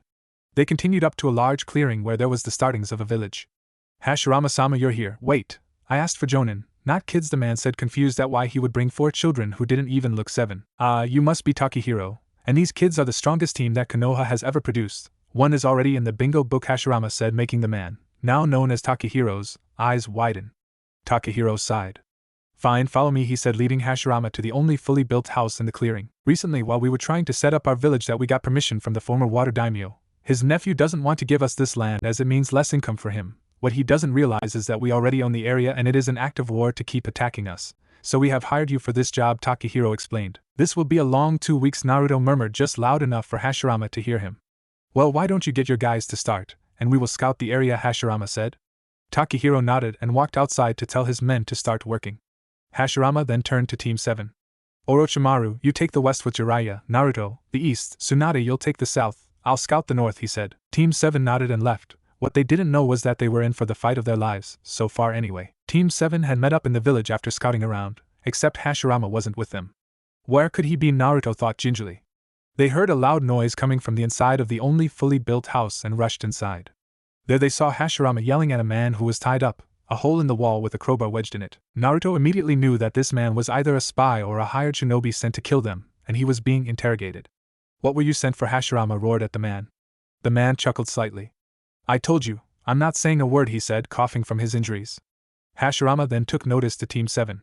Naruto, would you be able to get him break? Hashirama said, making the man laugh. You think that a mere child will be able to do something? You, a legend in your own right, couldn't, he said, laughing and spluttering his blood out. I don't need you alive, so yes, Hashirama said, allowing Naruto to step up. The man was smirking and looking into Naruto's eyes, in an attempt to scare him. Naruto just whispered something before driving his hand straight through the man's chest.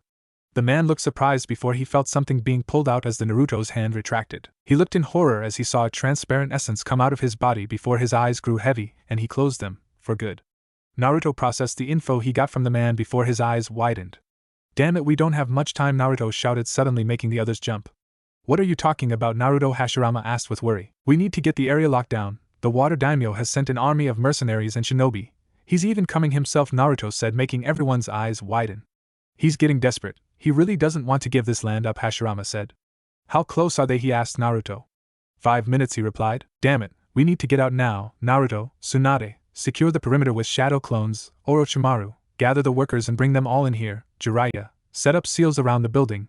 I don't want them sneaking in when we aren't looking. I'll also stay back to protect if necessary, Hashirama commanded quickly, with Team 7 following the orders like A and BU. What shall happen now, Hokage-sama? Takahiro asked nervously.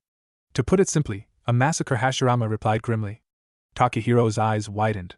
You should get inside, Takahiro-san. This won't be pretty, Hashirama said, his eyes gazing over the clearing that would become covered in blood in only a few minutes. Takahiro nodded and walked inside with the rest of the civilians. A few minutes later, Team 7 regrouped and faced the direction that the army was going to come from. The emotions on their faces varied. Jiraiya had a look of nervousness, his face covered in beads of sweat. Orochimaru's face was emotionless, except his eyes, which showed his fear of what might happen. Tsunade was glancing towards Naruto with worry evident on her face, but Naruto's expression was what made her confidence grow.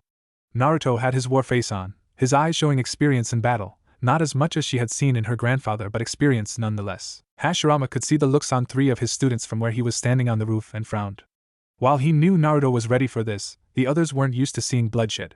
Naruto had indeed killed in front of the 3, but there were 2 problems with this. 1, they never actually saw blood spilled, and 2, and probably the most important, they themselves had never killed. Seeing someone killed is one thing, doing it yourself is another. Another thing that worried him was that while he was probably the best shinobi since the Rakuta Sanin, he was getting too old to fight. He knew he wasn't in his prime, and that made him worry for both his family and village, as Tobirama wasn't much younger. He knew that while Hiruzen was strong, he was inexperienced and people would hardly take Naruto seriously. He could see Naruto staring directly where the army of mercenaries from where he was standing.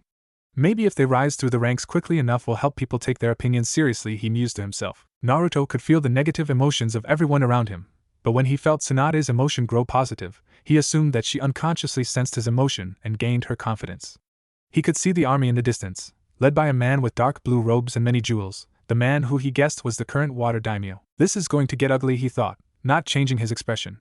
The water daimyo and his army of mercenaries were now only 100 yards away.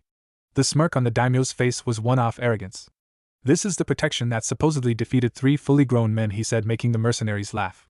Team 7's expression didn't change. Seeing this, the daimyo scowled. Alright kiddies, I'll give you one chance to get out of my way before I kill you, he said, releasing Ki on them, expecting them to run away screaming. To his surprise, they didn't even blink and instead fell into their taijutsu stances. He scowled once more before saying 2 simple words. Kill them. His army rushed towards the 4 kids and to his surprise, the kids charged too. Naruto started punching and kicking the mercenaries out of his way, solely intent on killing the daimyo, but not forgetting to keep an eye on his teammates, his whole body soaked in their blood. Tsunade, Orochimaru and Jiraiya were working in sync just so they could keep up with Naruto. They were, like Naruto, covered in blood, only not as much. The 3 felt like throwing up but held it back for fear of getting killed while they released their meals from what felt like the last few days. Naruto began using his Rasengan to keep their path clear, and they made sure to follow it and not get lost in the sea of blood. Get back now, Naruto yelled at the 3. They immediately looked back to see Naruto jump back with them. Naruto could see the look of utter horror on the daimyo's face for a split second before the man regained his composure. I'll admit, you're pretty good, Gaki, but I'm afraid I'm going to have to end this, the daimyo said. Naruto suddenly found himself in front of the man, bound with ropes, and Kiri Jonin with his headband standing beside him. The daimyo grabbed a sword that was latched onto his waist and pulled it out with a hiss. Naruto began to chuckle. The daimyo thought this was strange but just said to himself softly, at least I'll kill him before he goes mad. He brought the sword crashing down to Naruto's shoulder, hearing the screams of the boy's teammates, when he burst into a flock of crows, causing the Jonin to fall and take the hit on his leg as well. The daimyo pulled his sword out in shock. Where had the boy gone to was the thought on his mind. Team 7 meanwhile all had looks of relief on their faces. Tsunade was going to kill him later and Naruto knew it, but for now, the mission came first. He created hundreds of Kagebushin and told them to Kawarimi and henge with various items around the daimyo, from twigs to leaves to rocks. He then jumped over the boulder he was hiding behind. The daimyo was surprised to see him but smirked. That was a nice little trick, kid, but it ends here. You're still heavily outnumbered. Give up, he said. Naruto smirked himself, forming the horse hand sign. Katon, Goka Makyaka, he said. The daimyo was in a state of shock at seeing such a powerful jutsu, that even against the stronger element that the Kiri shinobi were using, it still kept coming until his army was cut in half. By this time most of his mercenaries were running away, but he still had nearly all the shinobi, who were either current jonin or war veterans. You're good, kid, really good, but this is where it ends, the daimyo said before ordering his men to charge. Naruto picked up one of the swords from the deceased jonin and charged the men. As he did, he activated his Rinnegan, and to his surprise, time seemed to slow down. He stabbed and decapitated the men with ease. To everyone else's eyes he was moving at a heart-stopping rate, killing the men so fast that they only saw him as he withdrew his sword from their guts. Naruto then reached the middle of what remained of the army, shinobi. He started to counter each jonin by using another. Using one man's sword to block another's before putting him in an armlock and ramming the man's sword through his lungs. He then ducked under a mace another man used, the mace ramming itself through another's stomach, crushing his liver as well. Naruto then drove his sword through the man's throat and pulled it out just in time to duck a halberd one of the veterans used. Due to the man's experience, however, Naruto didn't get a chance to counter as he jumped back from the man, a blade attached to his boot that came swinging where Naruto's head once was. The man jumped back to the daimyo, who noticed that he only had 30 veterans left. Naruto knew that these men would prove the most difficult as their sheer experience gave them an edge over him. He was panting slightly, and there wasn't one part of his cloths or the ground beneath him that wasn't drenched in the blood of the fallen men that lay at his feet. He could see his team had stayed well back and out of range of the carnage, but they too were covered in blood from the mercenaries that decided to stay back attack them after running away from him. Will definitely have earned a nickname after this, he thought as he looked back towards the last 30 men who stood beside the daimyo. Naruto coughed a bit, having swallowed some of the other men's blood. I really have to stop limiting myself like this. Using Shinra Tensei would be so much easier. Guess I won't get much stronger just using that though. Oh well, he thought to himself, annoyed. He picked up another sword and held them both, to his surprise, like a kenjutsu master. But he just put it down to his instincts. It happened before on several occasions with different situations, so why not now? He then noticed that the swords were vibrating. He was curious and unknowingly channeled some of Akira's chakra into them. They suddenly expanded until they were long and sharp enough so he could stay out of range, but still easily pierce someone with the blade. The 30 men and the daimyo were surprised to see the swords change, and while the daimyo passed it off, the veterans became tense from the chakra that was only visible to the trained eye. Its potency and the pure ki that surrounded it was worrisome and put them on edge. Naruto charged them head-on and let his instincts do the fighting. The sound of metal clashing screeched through the air. Naruto was blocking and parrying the men's weapons, swords, kunai, sais, or whatever else they used. He managed to counter the men like he did with the rest earlier with extreme difficulty, but he still managed. Soon only one man remained standing. The mask he wore fell to the ground. Naruto was surprised to see who this man was, as he expected an old veteran by the way the man held himself. He was looking at the future Sandaime Mizukage, Terumi Masanori, the grandfather of the Godaime Mizukage, Terumi Mei. He charged the man, and while he didn't want to kill him, he did want to leave a reminder. He drove his sword through him, just under his collarbone, barely missing any organs or bones, and let him fall. Masanori stood back up shakily before he ran away, leaving the daimyo with nobody left to defend him. The daimyo fell to his knees in fear. You're right, Naruto said.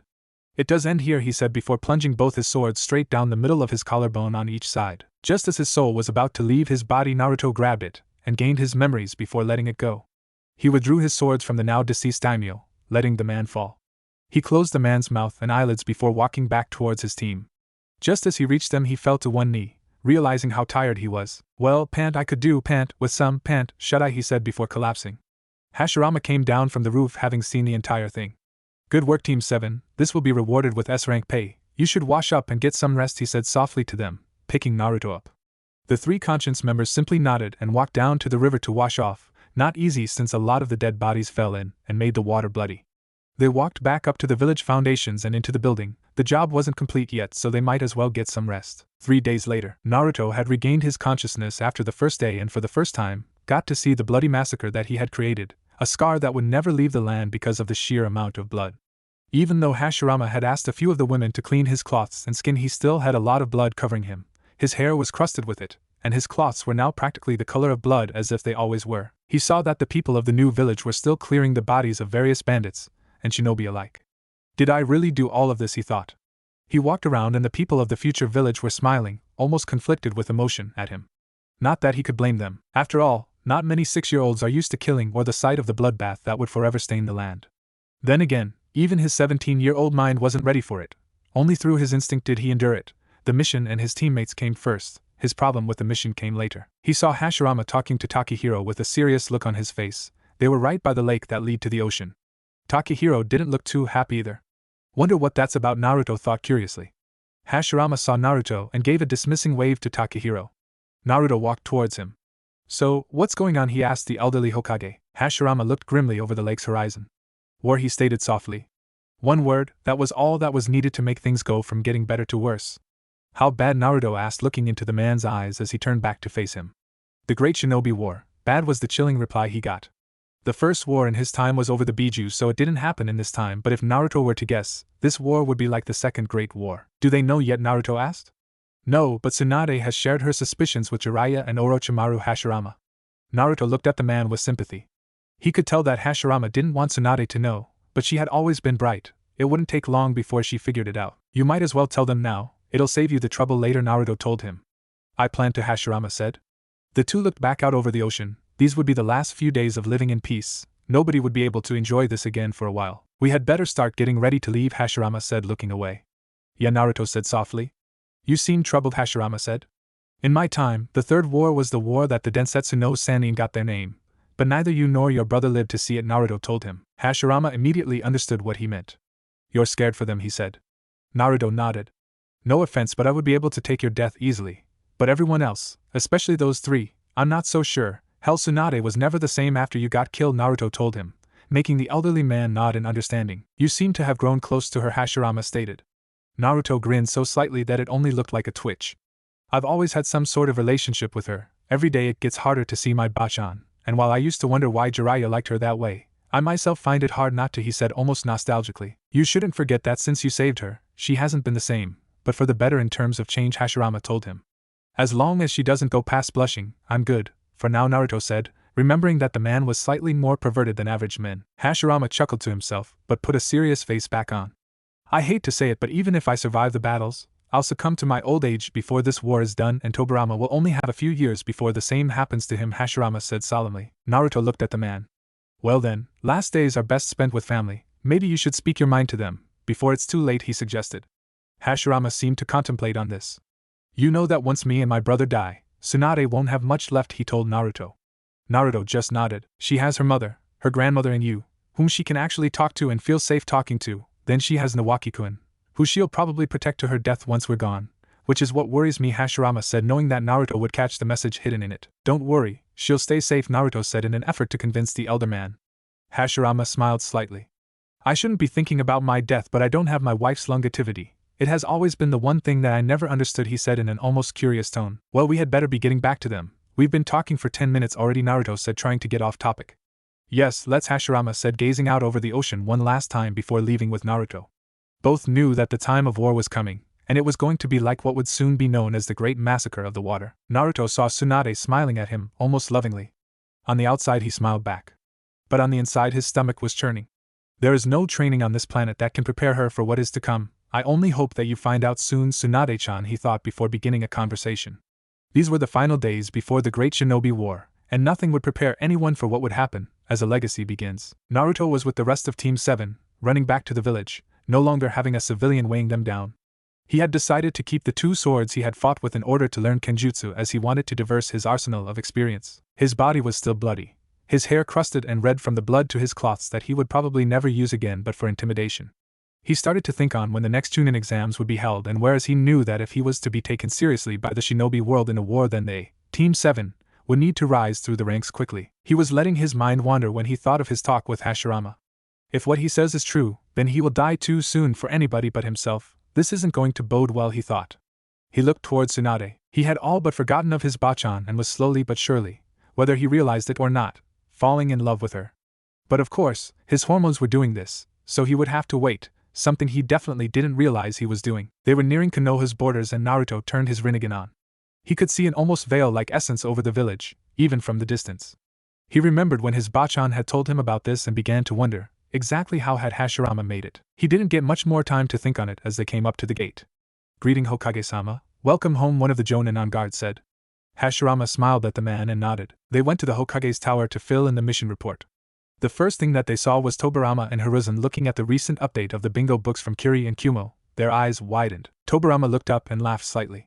"Well, Naruto-kun, you and Team 7 have definitely earned a name for yourselves," he said, handing his brother the bingo books to read out. Name: Uzumaki Naruto. Age: 6 years old. Rank: Kumo SS, Flee on Sight. Kiri SS, Flee on Sight. Description: sun-kissed blonde hair, fair skin, about 3 foot 7 inches. Affiliation: Konohagaku no Sado. Skills: Taijutsu, Low Jonin, Info Limited, Genjutsu, Unknown, Fuinjutsu, Jonin Level, Info Limited, Ninjutsu, Kage Level, Kenjutsu, Complete Mastery. Note: do not underestimate. Jujutsu description: metallic purple with 4 rings, first 3 have 3 tomo each. Warning: Jujutsu can control gravity. Thought to be a cross between the Sharingan and the Rinnegan, the eyes of the Rikudo Sanin. Bounty: Kumo, 13,750,000 Ryo dead, 15 million Ryo alive. Kiri, 15,500,000 Ryo dead, 20 million Ryo alive. Team members: Senju Tsunade, Orochimaru, Jiraiya. Side note: he and his team caused the Battle of the Waves. Monikers: Sanbato no Shinigami, Servant of the Shinigami. Everyone was shocked at how fast the news had traveled and even went as far as Kumo, which was a few days longer journey with mountain trekking. Naruto was particularly surprised at the moniker he received. "Are we in it?" Jiraiya asked, still not recovered from the shock. Hashirama nodded. "Yes, you are, but since you only took out bandits, you aren't as well known. Doesn't mean your ranks are far behind," he said before reading out. Name: Senju Tsunade. Age: 5. Rank: high rank, kill on sight. Description: light blonde hair, fair skin, about 3 foot 4 inches. Affiliation: Konohagaku no Sado. Skills: Taijutsu, High Chunin, Genjutsu Unknown, Ninjutsu Unknown. Note: do not attack when your teammates. Team works together flawlessly. Kekei Genkai Mokutan, thought to her by her grandfather, Senju Hashirama, SSS rank. Bounty: Kumo, 23 million Ryo alive, 500,000 Ryo dead. Kiri, 8 million Ryo dead or alive. Teammates: Uzumaki Naruto, SS rank, Orochimaru, High B rank, and Jiraiya, High B rank. Name: Orochimaru. Age: 6. Rank: High B rank, capture on sight. Description: black hair, pale skin, about 3 foot 6 inches. Affiliation: Konohagaku no Sado. Skills: Taijutsu, Mid-Chunin, Genjutsu and Ninjutsu, Unknown. Note: do not attack when your teammates. Team works together flawlessly. Bounty: Kiri, 6 million Ryo dead or alive. Teammates: Uzumaki Naruto, SS rank, Senju Tsunade, High A rank, and Jiraiya, High B rank. Name: Jiraiya. Age: 5. Rank: High B rank, capture on sight. Description: white hair, fair skin, about 3 foot 5 inches. Affiliation: Konohagaku no Sado. Skills: Taijutsu, Mid-Chunin, Genjutsu and Ninjutsu, Unknown. Note: do not attack when your teammates. Team works together flawlessly. Bounty: 6 million Ryo dead or alive. Teammates: Uzumaki Naruto, SS rank, Senju Tsunade, High A rank, and Orochimaru, High B rank. The three were surprised to see this, as there was only one man who got away that would have the guts to tell someone about them. He would have to have been watching them during their fight with the mercenaries. Naruto, on the other hand, felt like laughing. His whole team was in the bingo book, and they were standing there with their mouths open like fish. That aside, the next Chunin exams are coming up soon, and the Fire and Lightning daimyos have agreed to hold it in Konoha first this year, Tobirama said, getting everyone's attention. And after hearing about the great Team 7, he wants to see you compete in Konoha's exams, as he will be here on business then with the Reikage, he continued. Tsunade gulped silently. The Reikage had already tried to kidnap her once, and while there was no doubt that she was better than she was when that incident happened, but only 10 people at the very most in this village could stand up to the man who had gained an army killer moniker, and she wasn't one of them. Naruto saw this and squeezed her hand and smiled at her. She blushed slightly but smiled back because she knew that no one else had seen it. They turned back to Tobirama, who looked slightly skeptical about what he would say next. This choice is yours and time is on your side, as it has only been a week since Suna held the exams, he said. But Naruto said, almost stating that Tobirama was leaving something out. Tobirama sighed. But he wants to put you up against 3 of the top jonin of Kumo, veterans. One man saw the end of the clan wars and even fought in it, Tobirama said grimly. Naruto looked away from the man to think. Why would he, the Fire Daimyo, agree to something like this when he only has rumors of our skill to back up, he thought before he realized something. We will be fighting as a team, right? After all, we'll be tired after fighting others if we don't end our matches fast, he said. I understand why you would think this, but you will be fighting these three and that's it. No one else, I hope, Tobirama said, muttering the last part. Naruto meanwhile was worried. I have no doubt that Tsunade and I can handle them, but if they separate us from Jiraiya and Orochimaru then they're likely to get killed, he thought. His face grew to one of realization. Which would make Tsunade lose control of her emotions and try to kill them, but they would easily kill her alone. Once she's dead, the same will happen to me if I'm not careful, he thought, dumbfounded that he even came up with something like this. Hey, I guess Tsunade-chan is rubbing off on me, he thought. It's an attempt to kill us, Naruto said flatly. Everyone looked at him like he had grown a second head, but when he explained his theory to them, their eyes widened. Of course, they would have had spies looking into these things. They want to be rid of you before you can become too strong, Hiruzen said. Well then what can we do, Jiraiya asked nervously. Naruto's eyes widened once more. Give me about 30 minutes and I might have a better solution than just training, he said, earning a curious nod from Hashirama. Naruto sat down on the floor near a wall where no one could see him or feel his presence and began to meditate. Akira-chan might know how to solve this, he thought, as his outer form became unconscious and he wandered into his mindscape. Naruto's mindscape. Naruto opened his eyes to see his figure change to an 18-year-old teen, just like he had been before he traveled back in time. His mindscape had improved over the years since he was 12 in his time. It was an ideal place for Naruto. A village that once scorned him now greeting him. His subconscious had made any familiar faces into real people in his mindscape, only instead of the one from his time, it was now from the present time. He walked up to the Hokage monument where he knew Akira was, even though he didn't know how he knew. He saw her sitting, looking over the village. You have quite the imagination and memory, Naruto-kun. Save a few houses, this place is an exact replica, she said. You know why I'm here, Naruto stated. Yes, but why should I tell you? I have barely seen you in over a year, she said with a bit of anger. Maybe that's because every time I come here, you're asleep, he said with a sweat drop running down his face. Akira just huffed at this. If you're that desperate for company, then why not just set up a mental link between us, Naruto said. Akira could hear the obvious tone in his voice and blushed slightly, having not thought of it. Her quietness was an obvious answer to Naruto. Back to the important subject, is it possible, he asked. Yes, but the amount of pain that is required to perform it is excruciating. Thankfully this is the only sacrifice to be given, Akira answered. How do I perform it, Naruto asked, slightly relieved. Since Orochimaru knows a lot about anatomy, you can ask him where these points are, Akira said as Naruto nodded. First you need to tie the person down to something that's reinforced with chakra, Mokuton being the best choice. Then you need to gather the chakra of the bloodline in either each hand or by combining the two elements that make it, making sure that your hand is fully extended, then ram your fingertips into the solar plexus. This is to soften the pain of the next part, she said, making Naruto wince at the thought of doing this. The next part is dangerous, but since you can revive people, it's just more pain.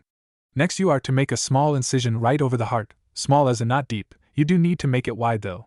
Then once again channel the chakra into your hands, only this time make a sort of fist and bring it above your head and bring it down fast where the incision was made and keep forcing pressure on it. Have someone start rubbing their hands together while channeling lightning chakra through them. Once you hear sparks coming from them, lift your hands and tell the person to shock the other. Then just give them about 5 minutes to regain consciousness, she said, making Naruto wince again. This has rarely been done because even though you get the said Kekkei Genkai out of it, it would stop anyone doing it again. Even Kami-chan had been through it once, and she never done it again. It's that painful, and as such, not many know of it, Akira explained to him. And what about Dijitsu, Naruto asked. Activate the Dijitsu and then channel normal chakra. The chakra that goes past the Dijitsu will pick up on its features and travel to your hands, Akira explained. How frequently can this be used, Naruto asked, surprising Akira. Once a month, just enough time to give the body time to recover and rest, she said. Thanks, Akira-chan. By the way, don't forget the mental link again, Naruto said, making her blush furiously as he turned around. Real world. Naruto became conscious again and started to move, making everyone look towards him. Well, Tsunade asked hopefully. There is a solution, but you're not going to like it, he said before explaining the horrible procedure to them. I can understand why. Doing this would make any man want to just drop dead, Orochimaru said. So who wants to go first, Naruto asked almost sarcastically. Orochimaru, Jiraiya and Tsunade looked at each other before Jiraiya sighed and stepped forward. I'll do it, he said. Naruto nodded. We should probably get to a more suitable environment, he said.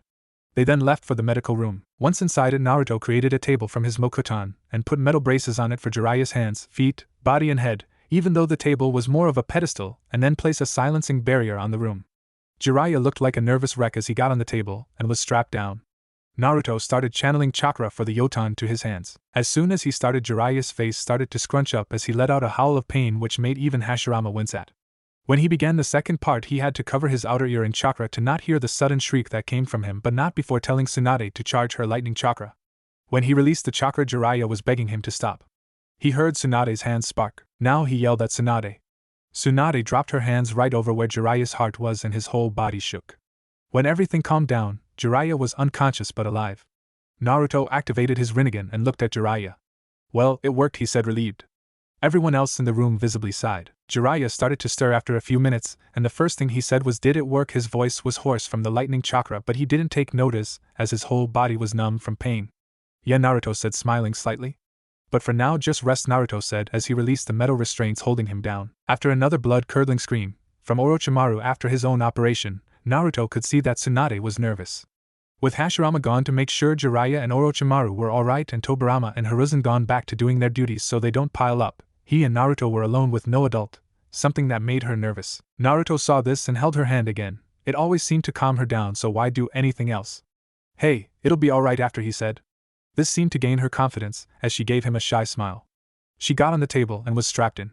Naruto created a Kagebushin before once again performing the surgery. Tsunade started to scream just like Jiraiya and Orochimaru.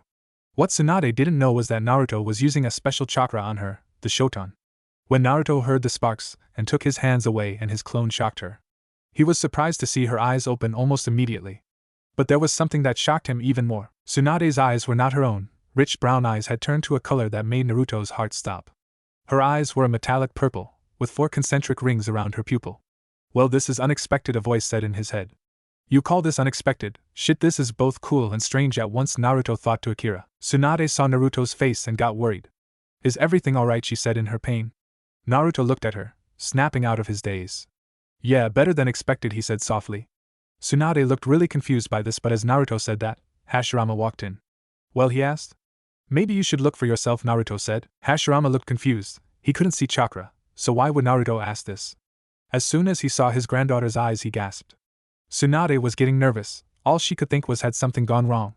"How is this possible?" Hashirama asked Naruto. "Don't know, it could come from your wife, but that would be my best guess," Naruto replied. Hello, I'm still here," Tsunade said. The two looked at Tsunade and thought.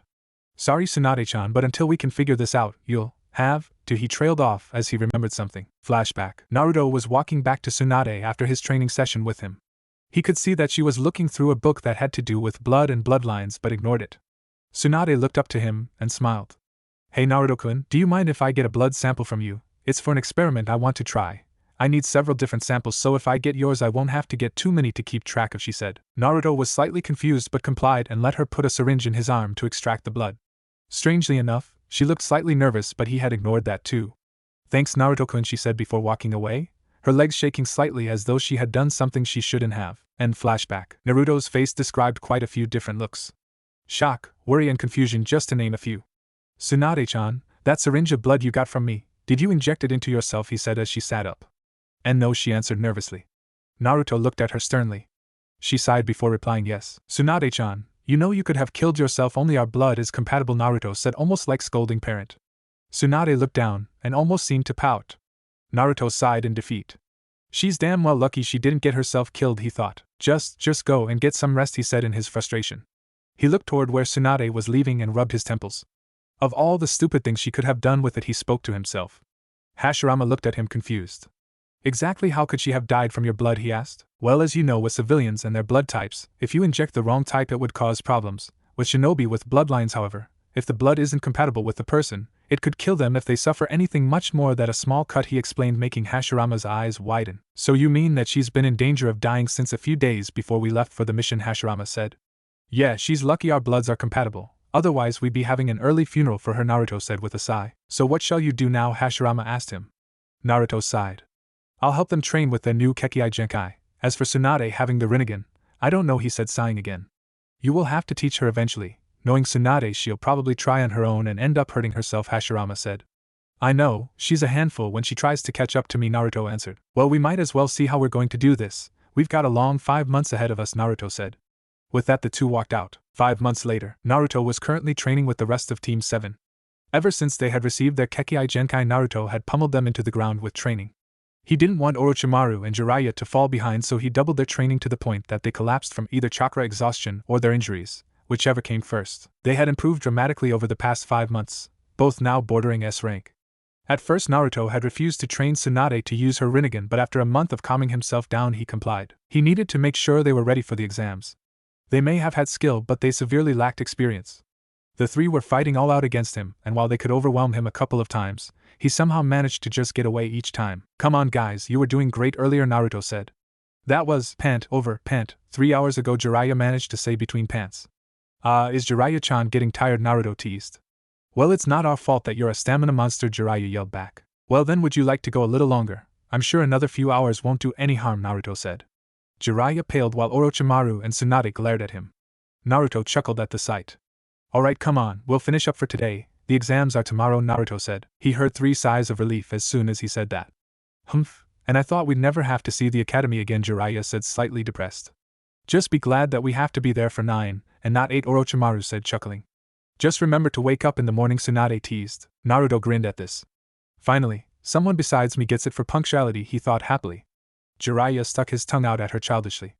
"Well, how about this then? If the two of you aren't there an hour early, I'll come and get you myself," Tsunade said with a sickly sweet smile. Jiraiya gulped and Orochimaru started to sweat. "See you two tomorrow," Naruto said, but Orochimaru and Jiraiya had already left. Naruto's forehead had a sweat drop on it. "They're really terrified of you," he said, turning to Tsunade.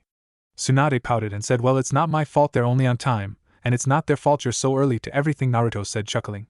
Tsunade pouted again before regaining a serious look. "Gigi wants to see me in the morning. He wants you to come with me, a half-hour early. I have a feeling that it's not going to be good," she said, staring at the ground. Naruto's face hardened as he knew what Hashirama would tell her and felt sad for her. But if she doesn't hear it now, she probably never will, he thought. He put on his best fake smile. "It's probably nothing, come on, let's go," he said. The next morning, Naruto was walking to the academy, his mind set on what would transpire with this little talk Hashirama was going to give Tsunade. The sun was barely rising over the sky, giving it a red tint. He sighed in frustration. "She's not going to like this," he mumbled to himself. "But the burden of one will be held by many," he heard a voice in his head say. "Doesn't mean it'll be any easier for her, Akira-chan," he thought to the Biju. "At least she'll get to hear it from him, and not his brother," Akira assured. Naruto sighed. "You always have something to add, don't you?" he thought to her. "But of course, Naruto-kun," Akira teased. Naruto looked up as he found himself looking at Tsunade looking worried outside the academy with her grandfather. Hashirama looked at Naruto, and Naruto immediately knew why he would be needed. He wasn't just going to tell her about him, he was going to tell her everything. Hashirama sighed. "Good morning, Naruto," he said, causing Tsunade to look up. Whatever news her grandfather had to tell her was going to end in tears, and she knew it. Hashirama sighed once again. "Tsunade, you may or may not know, but we are on the brink of a war between the shinobi nations," he started. Tsunade nodded, signaling for him to continue as Naruto stood beside her. "I'm afraid to tell you this, but I'm not going to live to see the end of it," he said with tears in his eyes. At first Tsunade didn't react, so he took the opportunity to continue. "Whether it be from battle or old age, I'm going to die before this war is over. Tobirama won't be far behind either," he said, kneeling down to her height. By now Tsunade's eyes were threatening to overflow with tears. "I'm telling you this because I don't want you to get depressed. I don't want you to become that kind of person just because of my death," he said, hugging her. Tsunade was now openly crying as her grandfather hugged her. Naruto had also come to her side and squeezed her hand. "Whether I die sooner or later doesn't matter. I will die before the bloodshed of war ends. Please, Tsunade-chan, stay strong. I know that my death shall affect you greatly, but you still have many people to look after you. You have your mother, Sarah-chan, Naruto-kun, the most of all. You'll never truly be alone, Tsunade-chan," Hashirama whispered into his granddaughter's ear so only she could hear. That was it for Tsunade as the floodgates were opened. Her tears had covered the shoulder of her grandfather by now. It was only when he explained to her what she would have left after he died did she start to calm down, though not by much. Naruto frowned as he wondered why Hashirama had chosen this day to tell her. Then his eyes widened. "So you really are that close," he thought, looking at him sadly. Hashirama whispered once more, only this time Tsunade had barely heard it. "Both I and your Bachan know how much you like Naruto-kun. He will help you through everything, you don't need to worry." Tsunade had stopped crying and smiled slightly, but blushed even more. "Now I believe you have an exam to get to," Hashirama said, standing up. It was only now that both he and Naruto realized Tsunade was holding Naruto's hand even though he had let go. Tsunade and Naruto slowly made their way into the academy. Tsunade-chan, would you mind letting go of my hand?" Naruto asked awkwardly. Tsunade blushed even more when she realized she was still holding his hand and let go. Naruto smiled and put his hand on her shoulder. "Come on, otherwise we'll be late." As soon as he said this, Tsunade grabbed his hand again and rushed to their room. Naruto smiled even more at this. Well, that's one problem solved, he thought as they arrived outside the room. Things will only get worse from here. She might as well enjoy herself, he thought as they arrived outside the exam room door. Naruto looked up as he saw the first team arrive to the exam room. Jiraiya and Orochimaru had gotten here about a half hour ago, both running for fear of Tsunade killing them. To say they were annoyed she wasn't even paying attention was an understatement because it meant that they could have stayed in bed longer. Naruto tensed as he saw that the team that entered were glaring at him and his team. Back in this time, it wasn't uncommon to have young children in the Chunin exams, as it usually meant that they were strong, depending on how old they were, so to see 5- and 6-year-olds in the Chunin exams would make anyone wary. Naruto took note at their height. They're from Kumo, he thought warily as they seemed to be whispering to each other. What are they talking about? Tsunade whispered, not looking towards them. I don't know, that's what worries me, Naruto answered. He looked to his left to see Orochimaru and Jiraiya trying to pass the time. The door opened and another 2 teams came in. The team from Kumo released Ki to try and intimidate the teams, but Naruto just released his own and made the Kumo team collapse to their knees, except for the girl, about Tsunade's age, who was sweating, but other than that she didn't seem fazed. The other 2 teams seemed to look at him thankfully but then stared at him in slight fear, as though they had realized who he was. Naruto saw that their height was for Kiri. He could only imagine the stories of the Battle of Wave that they had heard. He stifled a chuckle as he realized that they were scared of a 6-year-old. Talk about paranoid, even if it was him. Within an hour the room was packed with at least 50 teams from all over the shinobi nations, and each village had their own reactions to seeing him. Kumo glared, Kiri gave him the odd glance and seemed to be slightly trembling. Iwa and Suna were making sure they kept an eye on them, and other than Taki, who stared in awe, any other team from the minor villages looked about ready to piss themselves. He shifted his eyes to the left, and Tsunade seemed to be meditating to try and get away from the stares, even if there was some chatter among the other teams. Jiraiya was reading, which surprised Naruto, while Orochimaru had taken out a leaf to practice his chakra control. A large man walked into the classroom. Everyone, sit down now and shut up, he said, even though there was only whispers through the room. Everyone sat down, some still glared at him. Each of you will be given a sheet of paper. Do not turn it over until I say so, he said as 5 Chunin started handing out the pieces of paper. Naruto could see that Tsunade had as clear a view of him as he did her. Jiraiya and Orochimaru were sitting a few seats behind him and could see him and Tsunade clearly. He smirked. Looks like teaching them ANBU code paid off, he thought. While the Chunin give the tests out, I will explain a few rules. First off, if you're caught cheating 5 times, you and your team are out of the exams. There are also 9 questions on the sheet. I'll give you the last one at the end. Each person starts out with 10 points. For each question they get wrong, 2 points are deducted, and to pass your team needs the same amount of points as it has people. Any questions, he said. No one put their hands up. No, then you may begin. You have 1 hour, he said. The sound of paper crinkling was heard through the classroom as well as a few gulps. Naruto smirked as he answered the first question and made a series of hand signs to his team. Team 3 of Suna, leave now, one of the Chunin said. 3 sighs were heard as the first team left. A few more gulps were heard, not 30 seconds in, and the first team was sent out. Naruto smirked as he continued to answer the questions before sending a code to his teammates. He heard the rhythm of a pencil bouncing off a desk and sighed as he repeated one of the codes. Probably Jiraiya, he thought. By the time he had finished there was only 10 minutes gone. He turned his page over so any other idiot didn't try and copy his answers. Team 5 of Kiri and Team 8 of Taki are to leave now, another Chunin said. Everyone is too cautious, nearly no one is actually trying to cheat, he thought, looking around with his eyes as he leaned back. He saw that Tsunade had done the same and felt several eyes on the both of them. Deciding it was too much of an effort to wait until the 50 minutes were up, he went to his mindscape. Naruto's mindscape. Naruto opened his eyes and found himself near the center of the Konoha inside his head as an 18-year-old. People were all walking around, minding their own business, and a few waved at him. Naruto-kun, what are you doing here? Akira asked. The Chunin exams were way too easy this time. There's still 50 minutes left. You seem to be enjoying yourself, he said, noticing the bottle of sake in her hand. Everything in here is real, you know. The people are just what you remember of them, but they act exactly like they do in real life. Almost like you made a copy of them without knowing the details. The human mind really is a wondrous thing, Akira said while looking up to the 3-faced Hokage mountain. Naruto's mouth was slightly agape. The people here were the same as the ones he remembered seeing in real life, and his mind had created carbon copies in both appearance and personality without knowing the latter. It blew his mind because he basically had a mini village in his head. So what are you going to be teaching Tsunade? With the Rinnegan, I mean, Akira asked. She shouldn't even have the damn thing. She's lucky to be alive, Naruto said. Doesn't mean that she shouldn't be trained to use it now that she does have it, Akira said. I'll show her how to use a few of the weaker techniques, even if they're still powerful to the point of being a god, Naruto said with a sigh. Akira chuckled. Oh come on, Naruto-kun, she's already convincing you to train her. She just doesn't want to be as helpless as she was when you first saved her, Akira said. Naruto sighed. I know that, but her childishness will get her killed if she's not careful, and I speak from experience, Naruto said. Akira looked at Naruto sadly as she knew what he said was true, and add his continuous worry for her. It was heart-wrenching for her to see him worry about the girl. Don't worry, Naruto-kun, she'll be alright, she whispered as she pulled him into a hug. Naruto smiled at this.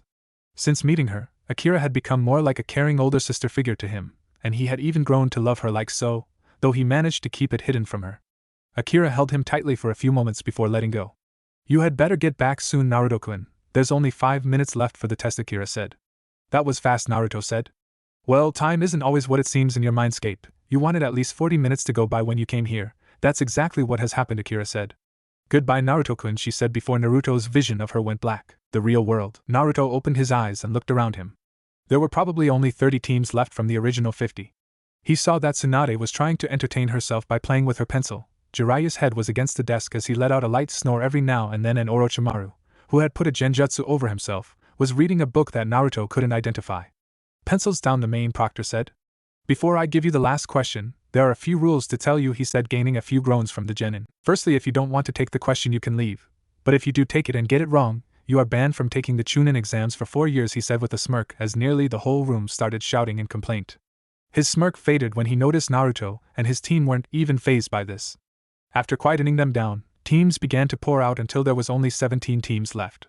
He waited for a few moments to see if anyone else would get up before speaking up again. If no one else wants to leave, you all pass, he said. As he explained what a Chunin was expected to do, the faces of the remaining team cells were bright and, well, happy. The proctor looked at Naruto and saw him smirk. So the kid figured it out. Not bad, he thought. Before you move on to the next exam, I might as well explain one more thing. The ways that you cheated, they were easily detected. I only saw 5 people cheating in a way that wouldn't be detectable in battle. You should think about improving it, he said before leaving as another man entered. Hello everyone, meet me at training ground 44 in 20 minutes, and I shall explain there, the man said before leaving.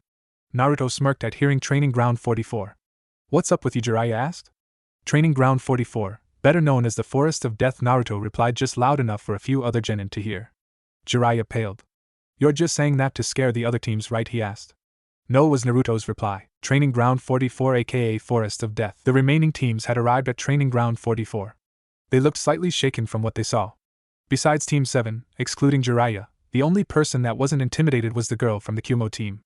Alright, listen up, you're going to get a scroll. Half will get a heaven scroll, the other half will get an earth scroll. You have 5 days to take a scroll from another team and make it to the tower, he said, pointing towards a tower a couple of kilometers away. You will be given a number and your team are to go to the gate with the same number. There you shall receive your scroll. Any questions, he said. When no one put their hand up, he started handing out pieces of paper. Naruto unfolded his piece. Number 3, he said to his teammates. Team 7 then proceeded to walk towards gate 3, and when they got there was a tall, lanky man standing next to a table. Before I give you your scroll, sign here. It's a warrant saying that we are not responsible for any injuries or fatalities that might occur, he said. Team 7 signed it, though Jiraiya was slightly hesitant. After they received the earth scroll, they were told to go straight in. They ran for roughly 5 minutes before stopping and clearing. Now, how are we going to do this, Tsunade asked. This forest is 8 miles long. The other teams could be anywhere, Orochimaru said. So how do we find them, Jiraiya asked. We don't, they've already found us, Naruto said before throwing a shuriken towards a tree. The tree seemed to rustle just before the shuriken hit it. Humph, the kid's good, an excited voice said. But not good enough, another deeper voice said. A Fuma shuriken burst from the trees. And Naruto caught it. Heh, so he's not that good, is he? He doesn't even look scared. He looks almost bored, a deep but level voice called out. Naruto threw the Fuma shuriken to his left. Haha, he nearly got me, the excited voice said. Alright, I have had enough of this, Naruto thought. Katon, Goka Mekyaka, he said, and a giant wall of flames destroyed most of the trees in the clearing. Holy shit, that was close, the excited voice yelled. Let's move in, he's bound to be tired after that, the level voice said. Through the smoke, Naruto could see 3 silhouettes. Naruto gestured for his team to hide. Heh, looks like your team has abandoned you, kid, the deep voice said as the team's appearance became clear. The deep voice came from a big, bulky guy who looked about 13. It just means easy pickings for us, the excited voice, a guy who was hunched over slightly and dressed eerily like Naruto did in his original timeline, said. Naruto withdrew one of his swords. What, too afraid to speak, kid, the bulky boy said. Naruto remained silent. He saw the level-headed boy reach into his pouch and threw a kunai at him. Naruto burst into a flock of crows. What the hell was that, the hunched boy asked. Genjutsu, the level-headed boy said. I'm surprised you figured it out. You're the first that figured it out, and still lives, Naruto said, his voice ringing through the air. I'll just have to change that, Naruto continued. The hunched boy fell to the ground with a sword lodged in his throat. Hey, come out and fight, coward, the big bulky kid said. Naruto suddenly appeared in front of him and used the inhuman strength that Tsunade thought him to send the boy flying. The level-headed boy turned to attack him but made one small but fatal mistake. He looked into Naruto's eyes. Tsukuyami, Naruto said. A few seconds later the boy fell to the ground screaming and slit his own throat. Naruto sighed as he deactivated his Mangekyo Rinnegan. He bent down and picked up the boy's scroll, and just his luck, a heaven scroll. "Alright guys, you can come down now," he said as he sheathed his sword. Team 7 then continued their way towards the Chunin Tower, meeting a couple of more arrogant teams along the way. There was just one downside to getting there early: waiting for everyone else. 5 days later, after 5 days of waiting, the other teams had finally arrived. Naruto didn't let his team just lie around and created 2 blood clones. He had them train Jiraiya and Orochimaru while he trained Tsunade. To say that they were tired would be an understatement, so Naruto decided to give them a break every couple of hours. When the second exam was officially over, Team 7 made their way to the arena. Naruto could see that there was only 8 teams left, which only consisted of teams from the major villages. Up on the balcony, Hiruzen Sarutobi stepped up to make an announcement. "Welcome all, you have survived the second test, but now is where the challenge is. The Chunin exams are not just for graduating to the next level, but are also to improve a village's prestige with the daimyos and other nations. The better your performance in the final stage, the more clients your village gets, as well as any potential enemies giving a second thought to attacking," he explained to the genin. "However, I'm afraid to tell you that there are too many of you here, therefore, we must hold these preliminaries to narrow down the numbers. If anyone wishes to drop out can do so now, as your choice no longer affects your teammates," Hiruzen said. Several people dropped out, until there was only 20 people left. "Now that no one else is going to drop out, we can begin," he said. A woman stepped out from behind him and jumped down to the arena floor. "Hello, my name is Keiko and I am your proctor for the third exam. First match will be Kyoto of Kumo versus Masahiko of Suna. Everyone else go up to the balcony," Keiko said. "Ready, Hajime?" she said before jumping back up to the balcony. "How about you just give up and I'll treat you to something you'll really enjoy," Masahiko said with a smirk. "Why, because you're afraid to lose," Kyoto said in a stoic tone. Masahiko, in his arrogance, snarled and said, "I'll show you, bitch." He charged her at Chunin level speeds. Naruto smirked as he realized just who the girl was. The reason that she didn't drop from his Ki. This girl was Kyoto no Enten, the girl who created the Blaze release, which led to her being the third kunoichi to reach S rank in the bingo book, as most others were either killed, settled into family life, or didn't go past mid-A rank. He knew that this fight was already over when Masahiko charged at her. Kyoto drew a kunai and plunged it into Masahiko's heart at such speeds that only Team 7, the Jonin present, and Sarutobi could see. "Winner," Kyoto, Keiko said. "Who's she?" Tsunade asked him. "That Tsunade-chan is Kyoto. A little rumor going around is that she is quite the expert at nature transformation. She even created the Enten," Naruto said. "I've never heard of it," Tsunade said. "It's a combination of Raitan and Katan nature affinities," Naruto explained to her.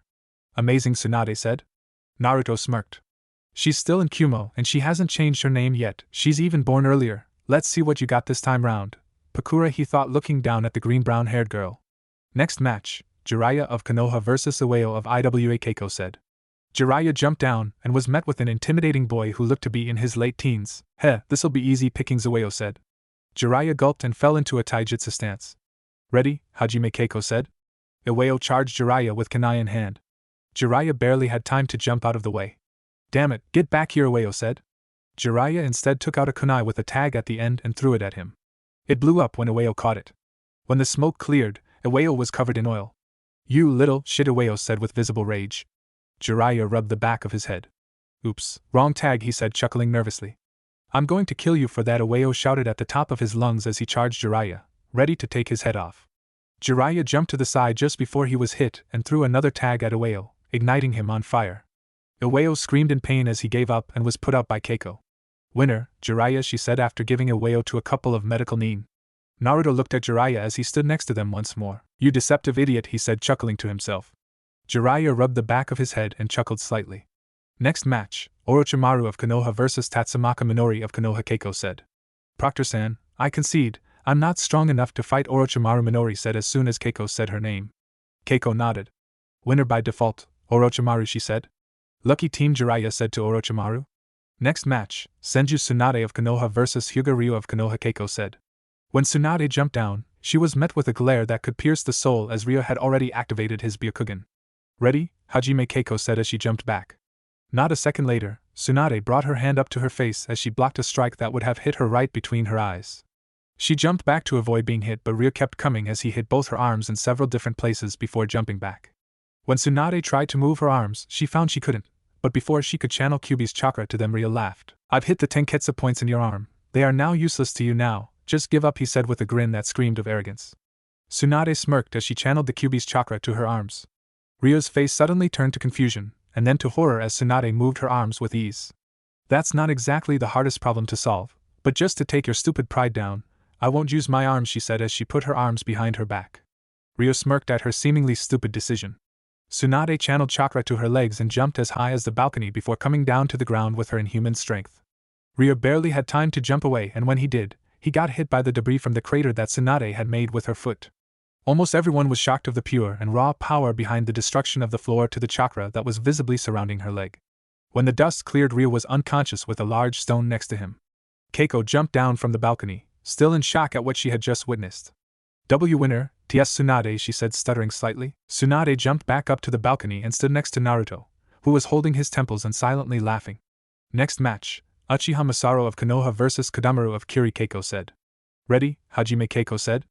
Masaru activated his Sharingan, and 3 Tomo could be seen in each eye as he charged Kodamaru. They locked themselves in a taijutsu battle and stayed locked in it for several minutes before Masaru gained the upper hand and managed to catch Kodamaru on the chin. Winner, Uchiha Masaru, Keiko said. After a half-hour, Naruto was the only genin from Konoha who still hadn't fought, and the person he was fighting shocked him greatly. The final fight will be Uzumaki Naruto of Konoha vs. Gari of Iwa, Keiko said. Bakutan no Gari, one of the most revered men in his time, was now before him. Ready, Hajime, Keiko said. Gari and Naruto didn't move for a second, seemingly studying each other before the two ran at each other.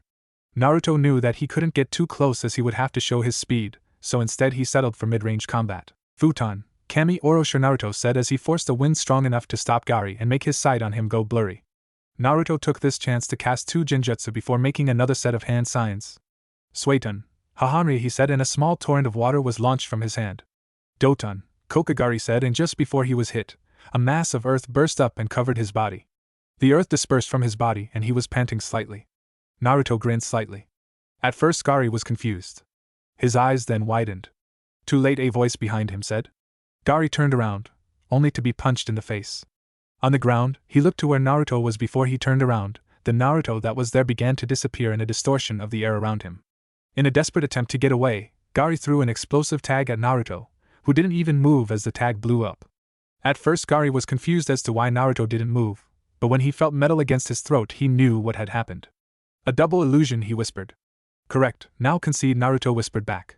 When Gari conceded and Keiko announced his victory, most of the remaining Iwa genin were looking on in shock. That was fun, Naruto said to himself as he went back up to the balcony.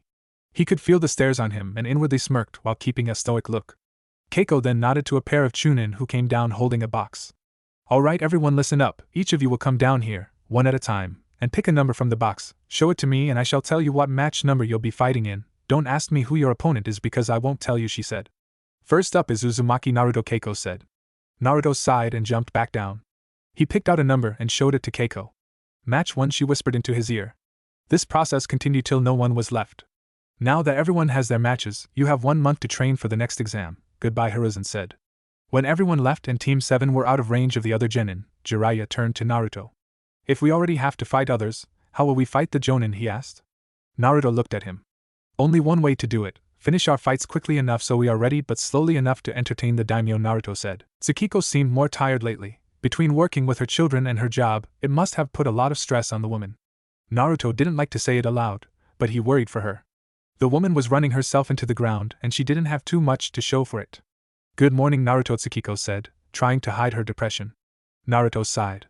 You're not very good at hiding your emotions, he told her. Tsukiko frowned. You need to take a break before you kill yourself from working, take a holiday. The hospital is likely to understand, he said as he got himself cereal. I'm not overworking myself, Tsukiko said in denial. Naruto looked at her straight in the eye. Yes, you are. It shows so much that I heard a few nurses, that I know you don't know, talking about it. You can't do everything, he said to her softly. Tsukiko looked ready to let the floodgates go as she started to shake. Well, I can't. Okay, with Akihiro here I was earning enough to keep my children going. Now that he's dead I have to work double time just to stay alive for the month. Just to be able to support my kids, she said with an angry sigh as tears ran down her face and onto the floor. Naruto felt his heart wrench. He disappeared from the room for a minute, returning fully dressed and holding a scroll. If money's the problem, I have more than enough to help you, he said, glad that he had taken a few solo S-rank missions but a bit saddened that he hadn't used it earlier. He channeled his chakra into one of the seals on the scroll and 4 huge pouches came out. There, for 1,000,000 ryo, enough to keep you going for half a year, he said to the shock of Tsukiko. Now, any other excuses for not taking holidays that I can't solve, Naruto said, smiling at his surrogate sister. As soon as he finished he was enveloped in a bone-crushing hug from Tsukiko, who was crying into his shoulder muttering thank you over and over. Naruto was a little bewildered to say the least, and just hugged her back, not knowing what else to do. After 5 minutes of just hugging him, Tsukiko let go. Her eyes were red and puffy and she was sniffling slightly. Well, I gotta go, see you later Tsukiko-ne, he said smiling. He left, leaving Tsukiko with a shocked look on her face. She then smiled. Tsukiko-ne, I could get used to that, she said to herself before sighing as she heard the twins crying. With Naruto. Naruto was walking towards Tsunade's house smiling. His surrogate sister was finally taking a break, and this meant she would grow happier. He had told Tsunade, before the exams he would be coming over to her clan's compound to train her today. Her clan compound, while large, only held 6 people: Hashirama, Tobirama, Tsunade's mother Mariko, Mito, Tsunade herself and Nawaki. He had wondered what Mito and Mariko would be like when he first heard Tsunade talking about them during one of her training sessions. He was so caught up in his thoughts that he never realized he had arrived at the Senju compound. Good morning Naruto, Hashirama said, making Naruto come out of his thoughts. Oh, good morning, Naruto said, mildly surprised to see the man outside his office. Tsunade's in the training ground with Mito-chan, Hashirama said before continuing his business. Naruto nodded and went toward the training ground to see Mito teaching Tsunade about Fuinjutsu. Good morning, you must be Naruto, Mito said, not looking up from the seal Tsunade was intently trying to draw. With trying being the important word, as not a second later she went flying back from a failed explosive tag. Naruto chuckled slightly at the sight. Damn it, what the hell am I doing wrong, Tsunade said in frustration. Naruto looked at the seal she was trying to draw and the paper she was using laughed. Tsunade-chan, it might help to release the genjutsu over the seal you're drawing, he said, still laughing. Tsunade looked confused, but when she looked at the paper itself instead of the brush, she blushed at how weak the genjutsu was. She looked up to her grandmother with a pout. Mito was smiling at her and chuckling. That's not fair, Tsunade said, her pout growing larger. Of course it's fair, Tsunade-chan, it's not my fault you were too enthusiastic about learning Fuinjutsu, Mito said. Mito then turned to Naruto.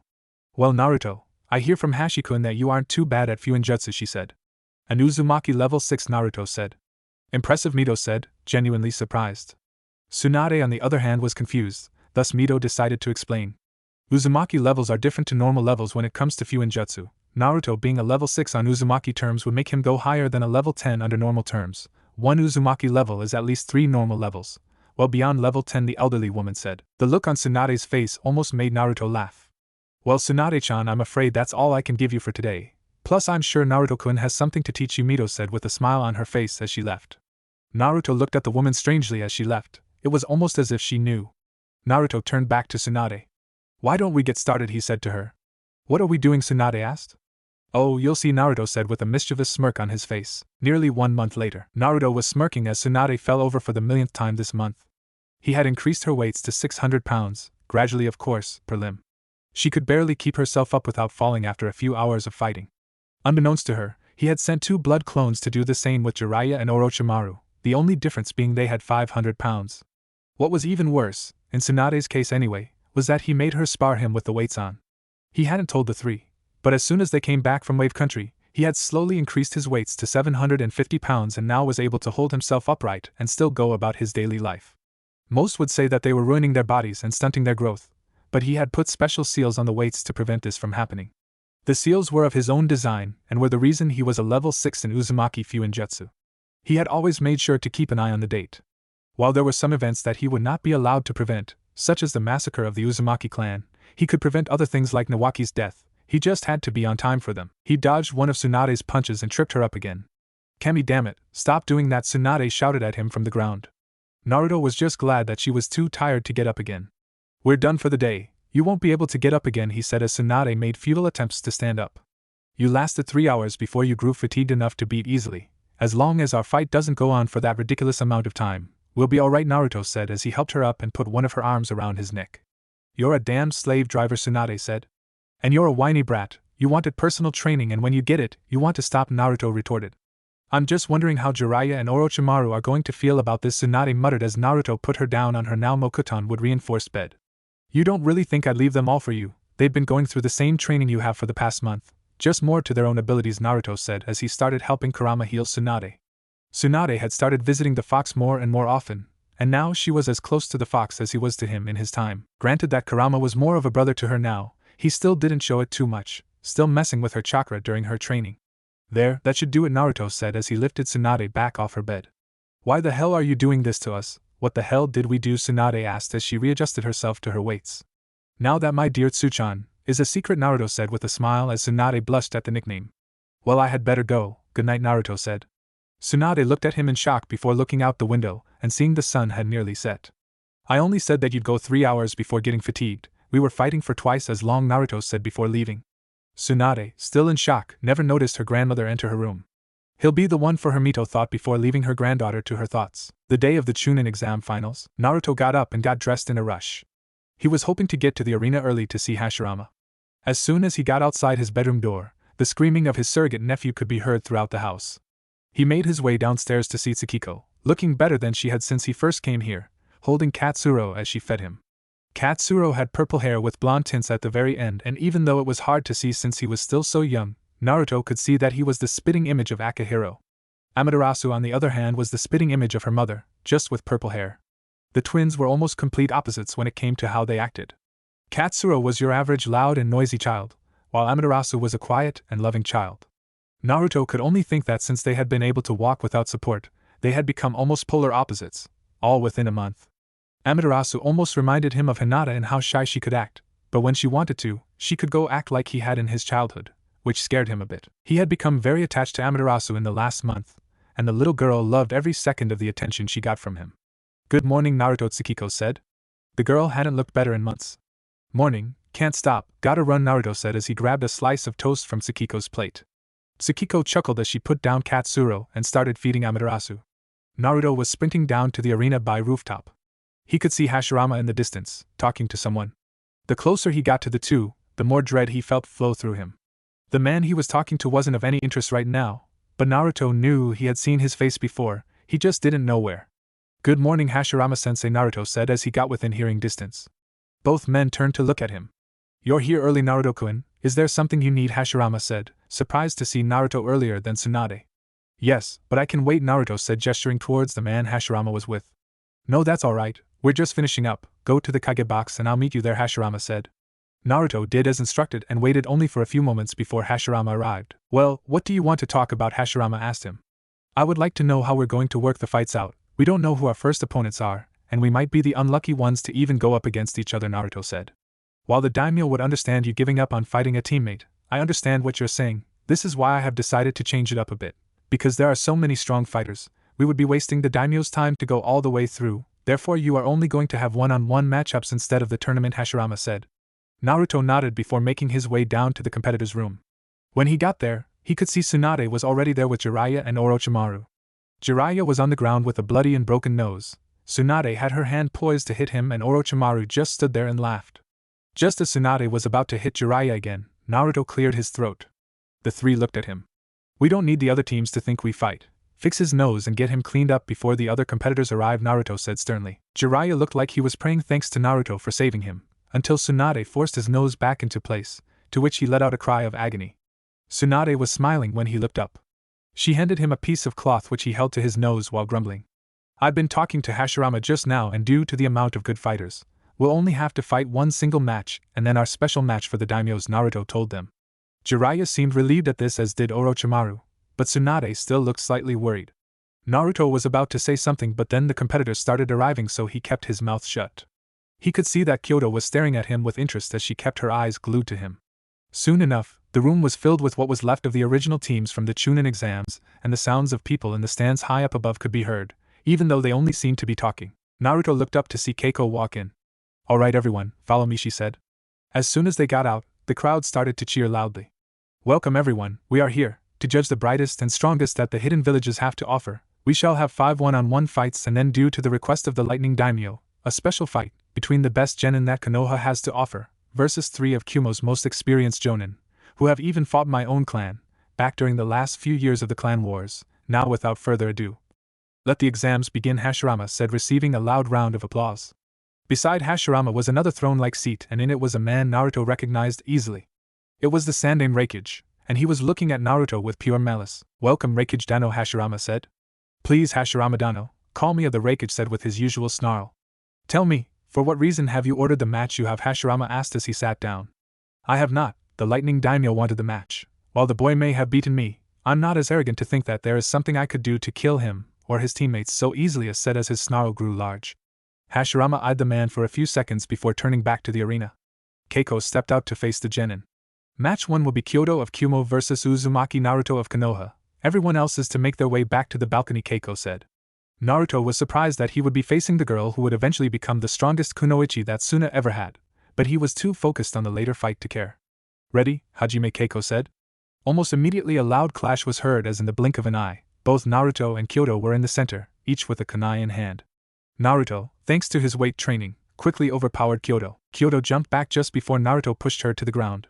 She tried to charge him again but this time put a genjutsu on him. Naruto dispersed the genjutsu almost immediately, and brought the kunai up again. Kyoto barely had time to jump back before Naruto drew one of his katana and tried to slash her head off. She didn't get away unscarred as Naruto managed to graze her chin. Kyoto put her hand to her chin and found that the blood was coming out with ease, but still not taking her eyes off of Naruto.